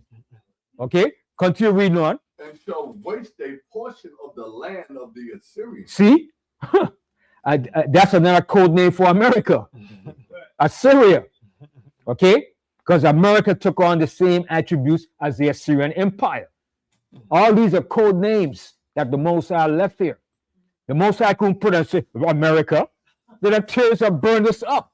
These are code names, parables, mysteries. Just like America is what? Spiritual Egypt. The Most High couldn't put us in America, America. No. The white man would have burned this book and thrown this thing away a long time. But the Most High had to leave it in certain codes, and the Most High said, I will speak to you in what? Parables and dark sayings. But this is the white man book, though. Yeah, that's the white man book. Okay, go ahead. And then shall the dragons have the upper hand. See, then shall the Most High call them dragons, because they're going to turn into dragons, man. They're going to forget about everything else. They're going to say, we ain't got nothing to lose. Allahu Akbar. The jihad is going down. Okay? And then America betrayed them. We're going to play that video too. The Arabs are saying, America, you betrayed us, but you gave Israel all the weapons. Yeah, because you're nothing to America. You're slaves. You're a San Negro. Towel head. Yeah. You're a towel head. We don't give a, we just use you. We only want your money and your resources. Yeah, Judah. Will bite you if you don't die instantly. Yeah. Yeah. Yeah. Yeah. They're going to go back into their true nature, man, because they're going to see that they've been played by America and America used them to divide the so-called Arab world. Okay, that's why when Gamal Nasser came out in the 50s, he wanted to create a pan-Arab movement. And he said, let's rise up against what? The imposters and the colonizers in the land.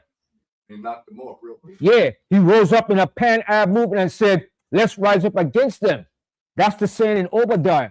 An ambassador is sent among the heathen, saying, let us rise up against them to chase them out. And his job was to chase all them imposters in America out of the Middle East. Yes. Leave black and come back white. And they said, no, you got to go. You spilling too much beans. Yeah. Palestine, they also Islamic too, right? Palestine, yeah, they're Arabs. The Palestinians today are Arabs, but the true Palestinians were Africans. So they took on the name when the Arabs came in with the Crusades. Then they took on the name Palestinians. They are all Arabs. Yeah. Okay. In Egypt, in Syria, in Morocco, in Tunisia. Okay. In Syria. Right. In Jordan. They're all Arabs. And see what Esau done. They trying to divide the Shiite from the Sunni. Sunni and the Shias, yeah. And that's what they did. Right. That's what Lawrence Arabia did when he went in there in the early 1900s. He set up the Arab families. He said, listen, we'll set you up, Sharif Omar and all the different Hazis, the Arab families, and put them over to run the affair of the Arab world with the oil. But Britain was the main one behind of it. So they said, we'll do that to divide you from the rest of the Arab families because the Turks was controlling the Arab countries until the British came and pushed the Turks out. And the Arabs were fighting for independence against the Turks because the Turks was ruling over the Arabs. So the British used Lawrence Arabia, MI6 agent, and said, listen, go in there and befriend the Arabs and train them and help them to get the Turks out. And when they get their freedom, we could set them up, but we still gonna be controlling the Arab countries. Okay, that's why it was the British that was controlling all the oil production in the Middle East, even Iran. That's why Iran eventually get the hell out of our country. The Shah of Iran, he was a puppet that they put there. Okay, that's why they want to put back the Shah, his son. That's why Trump said, no, I want to put in who I want, because he want to put him back in Iran. So they could be puppets to help America control the oil flow. Iran got them out. And Iran said, you're not nationalizing our oil. Okay? So these European devils are clever in what they do. They divide and conquer the people in the earth. That's the same they did with Pakistan and India. The British did that. They divide one group and say, okay, you can't get along, we'll make you an Islamic state, a Muslim state, and we'll keep India a Hindu state. Okay? And also, Trump is trying to support the Kurds now. Yeah, the Kurds. Yeah. Trying to get the Kurds. But the Kurds are suckers because they're being used all the time and never get what they want. So they're going to use them again. Because they're Sunnis. Yeah. And Iran is Shiite. Yeah. Yeah. So that's what they're doing. That's the white man's his MO, divide and conquer. And he has successfully done that to every nation on the face of the earth. And it's going to come back to haunt him now because his people now is going to rebel against him. And he doesn't like that. He doesn't like when his own people revolt against him. But it's going to happen. All right, continue reading on. And then shall the dragon have the upper hand. See, then the dragon's going to have the upper hand. Go ahead. Remembering their nature. Remembering their nature as wild man. That's the Most High prophecy. Ishmael shall be a wild man. Continue. And if they shall turn themselves, conspiring together in great power to persecute them. All right, go ahead. Then these shall be troubled and keep silence through their power and shall flee. Okay, that's it. And the rest of it goes into destruction with the missiles being flying all over the place and everything. But that's what's going to take place in that era. You want to bring us something, Rocco? Yeah, there's also a movie called Argo. Anybody remember the movie Argo? Yeah, we get a chance, go watch Argo. So Iran had basically kicked out burned down the U.S. embassy. And once that happened, there's never been a U.S. embassy in Iran. So Iran's always been an enemy to America. And they hate Iran for that because Iran also disappointed the Delta Force and Special Forces from going into Iran. They were not successful in going into Iran and overthrew and take over Iran. And you know the Delta Force is one of the baddest things. You think the Navy SEAL is bad? Delta Force, man. Delta Force. And they couldn't do that. It was embarrassing. Okay? Yeah, in around 1979, yeah. Yeah, Beirut was in 83. You got another video? Yeah, another video, yeah. All right, you do like half of them? We'll probably do a part 2, probably. Yeah, I'm gonna end with this one here. Go to the one with Saudi Arabia. Say U.S. betrayed them. Yeah, and we're gonna lead up at that. It's 4 o'clock now, right? Yeah. Everybody probably getting bored already, huh?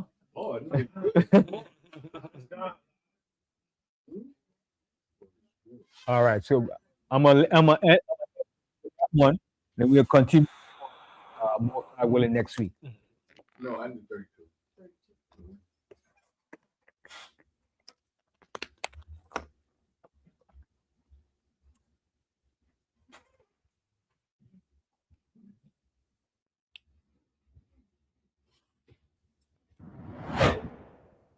Trump has abandoned Saudi Arabia during this war, and they should have voted Kamala. They should have voted Kamala, but Israel is actually striking the oil production in Saudi Arabia and trying to blame it on Iran.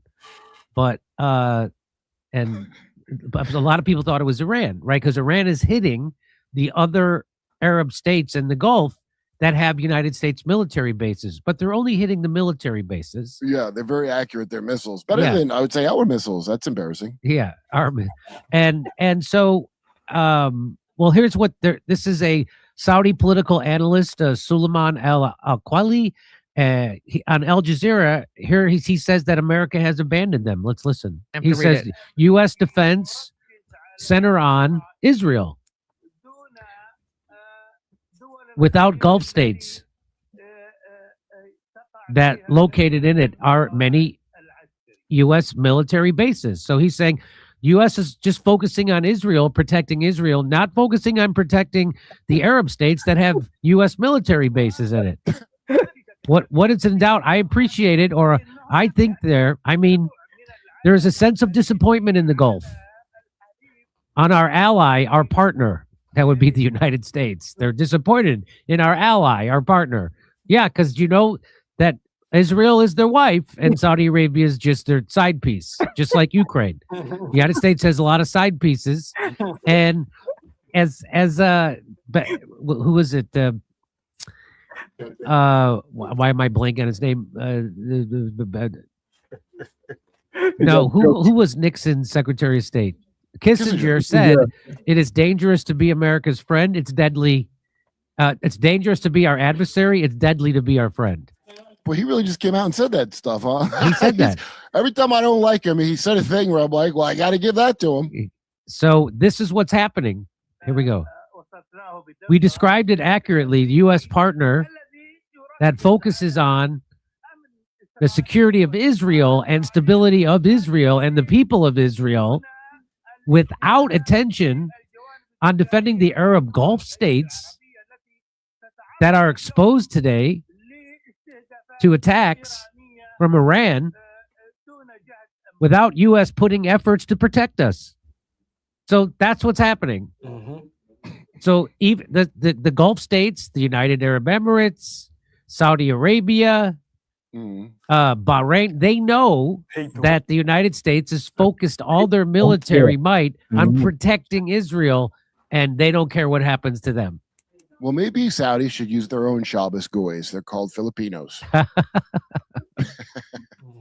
Saudi Arabia, the oil facility in Ras Turna has ceased its operations. So Saudi Arabia's big oil facility, it got hit. So here it is. Here it is.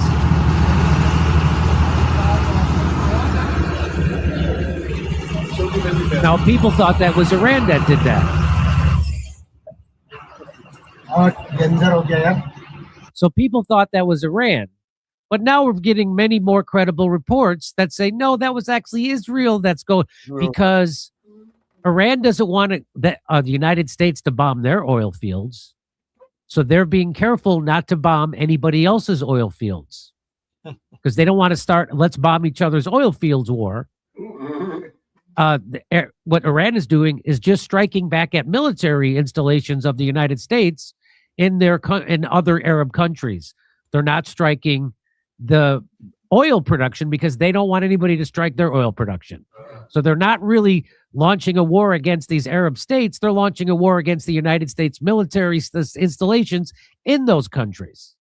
So so right now here we have Ryan Razbiniani says, just in, Iranian state media shares Iran did not attack the Ras Tanura oil refinery in Saudi Arabia, Tanura oil refinery. It was Israel. Tasnim news agency reports the attack on the Saudi Aramco refinery was carried out by Israel, and Iran did not strike any oil facilities in Saudi Arabia. In fact, here, I'll get a video for you to tell you the same thing. We have already been in touch with our Saudi brothers, and we have talked about this issue. Iran is not responsible for the attack against the oil installations in Saudi Arabia.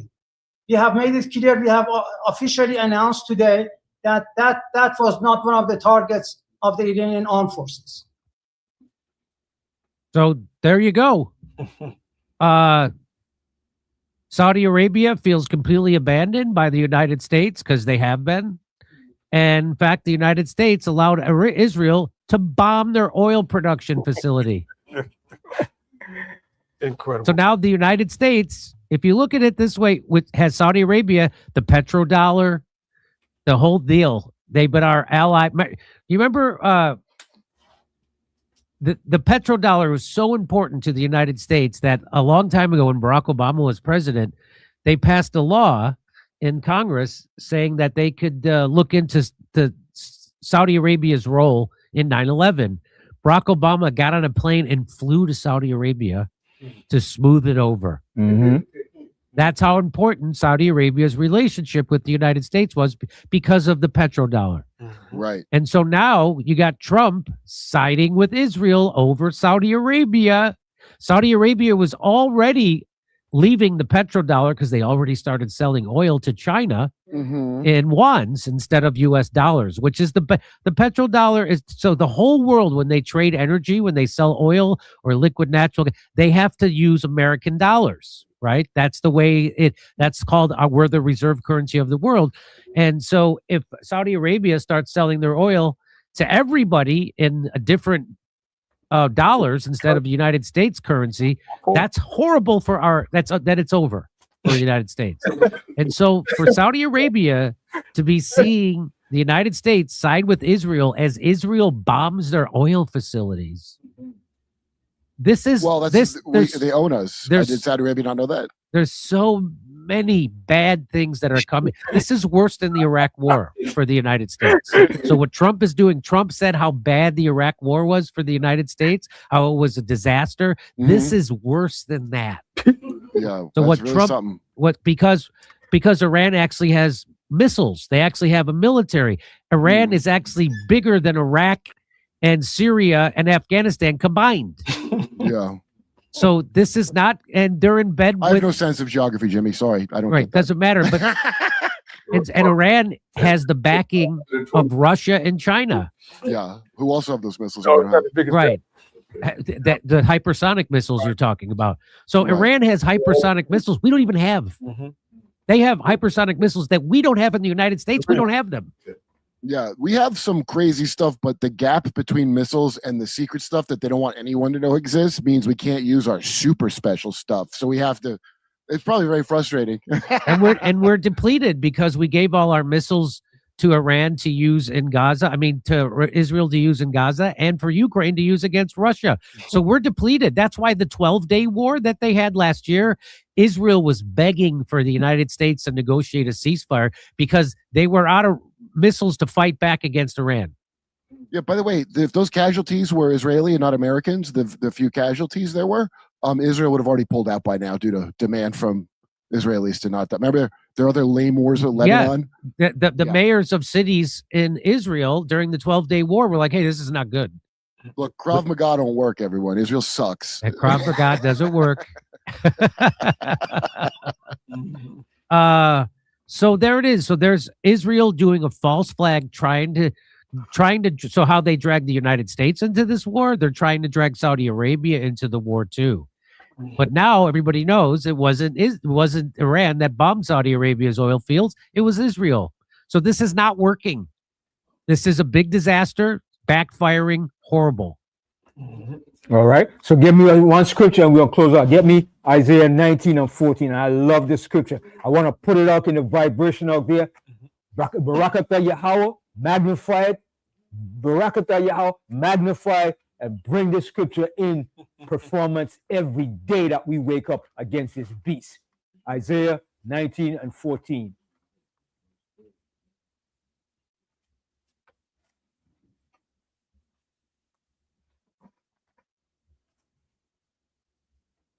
We got to look at Isaiah chapter 19 and verse 14.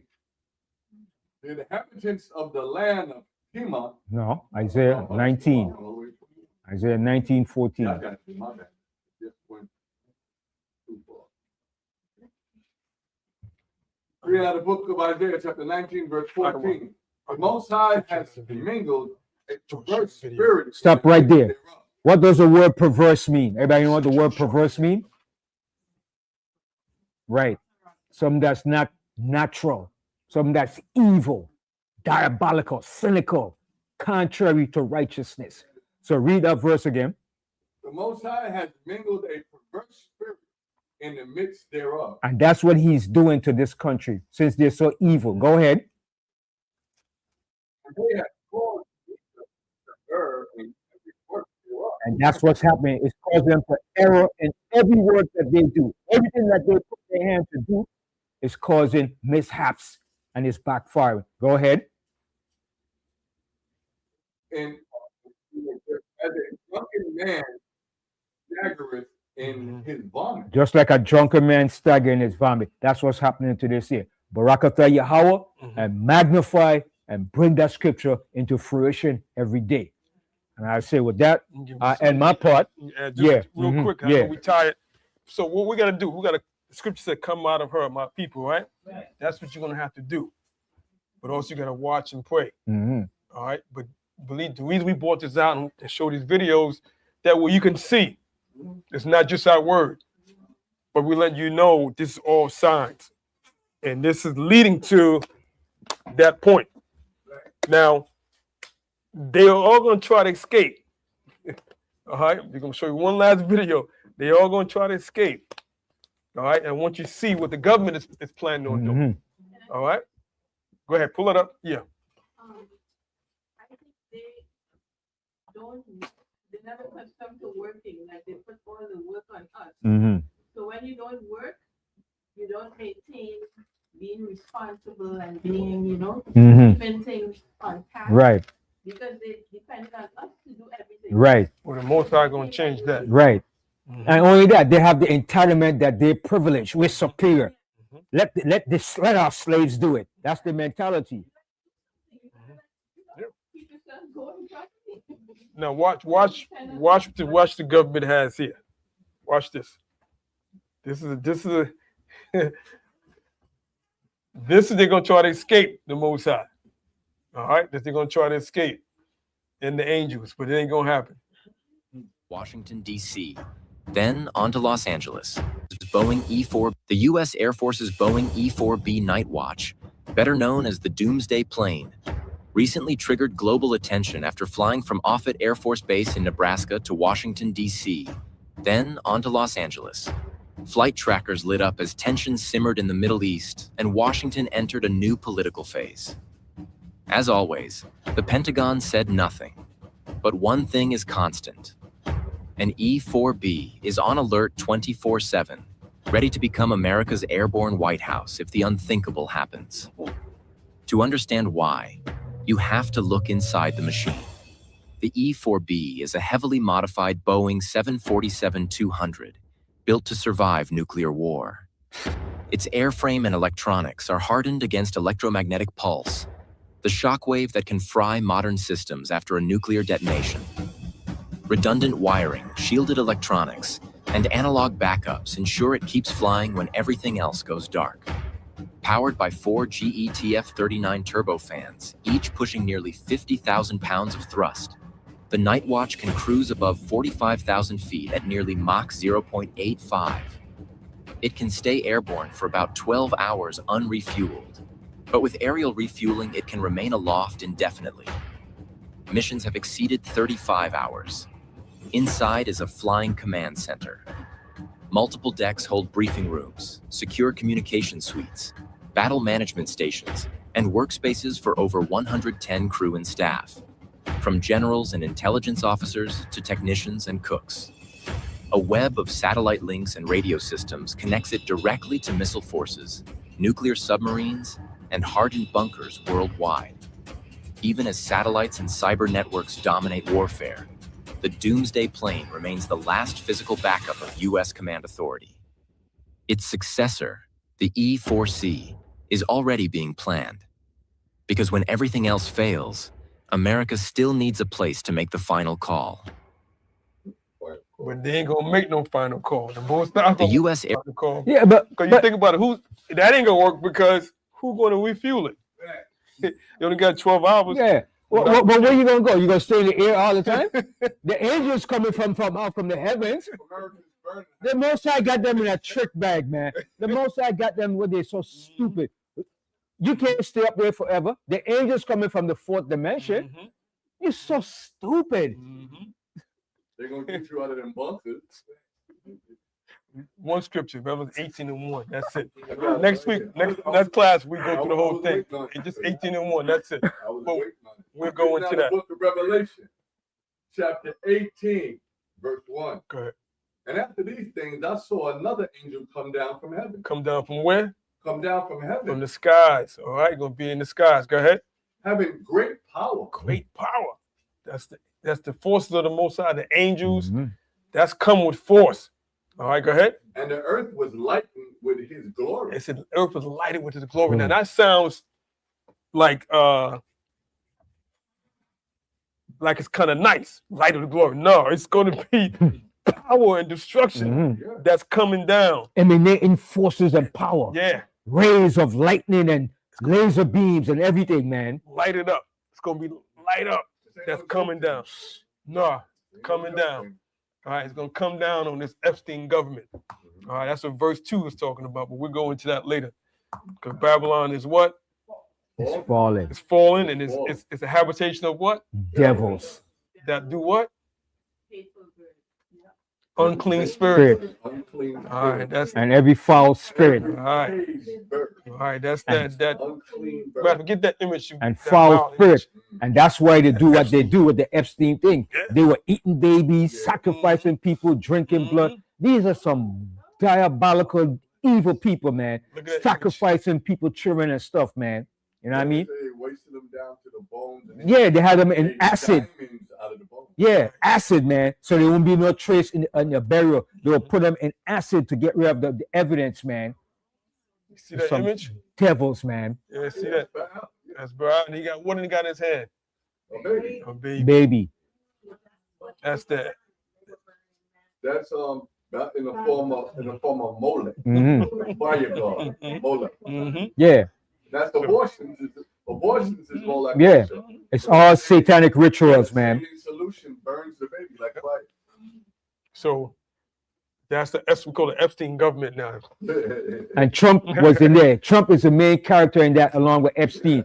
And Netanyahu got the files on him. So that's why he's doing everything that Netanyahu said. Because if he doesn't, Netanyahu's going to expose him eating little children, baby, raping little children. Trump he's in that. His hands, his 10 fingers, his 10 fingerprints is all over that. Trump is a nasty, evil, psychopathic. Let me leave it at that. Stop right there. All right. So again, that class was evil empires are subtly caught in their trap. All right. And you're going to see how this plays out. All right. In the meantime, we just watch and pray.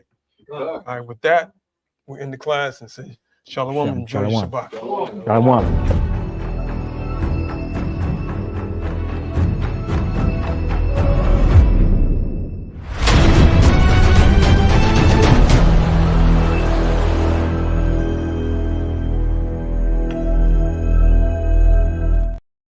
I know it's kind of long. Yeah, it's kind of long. I know it.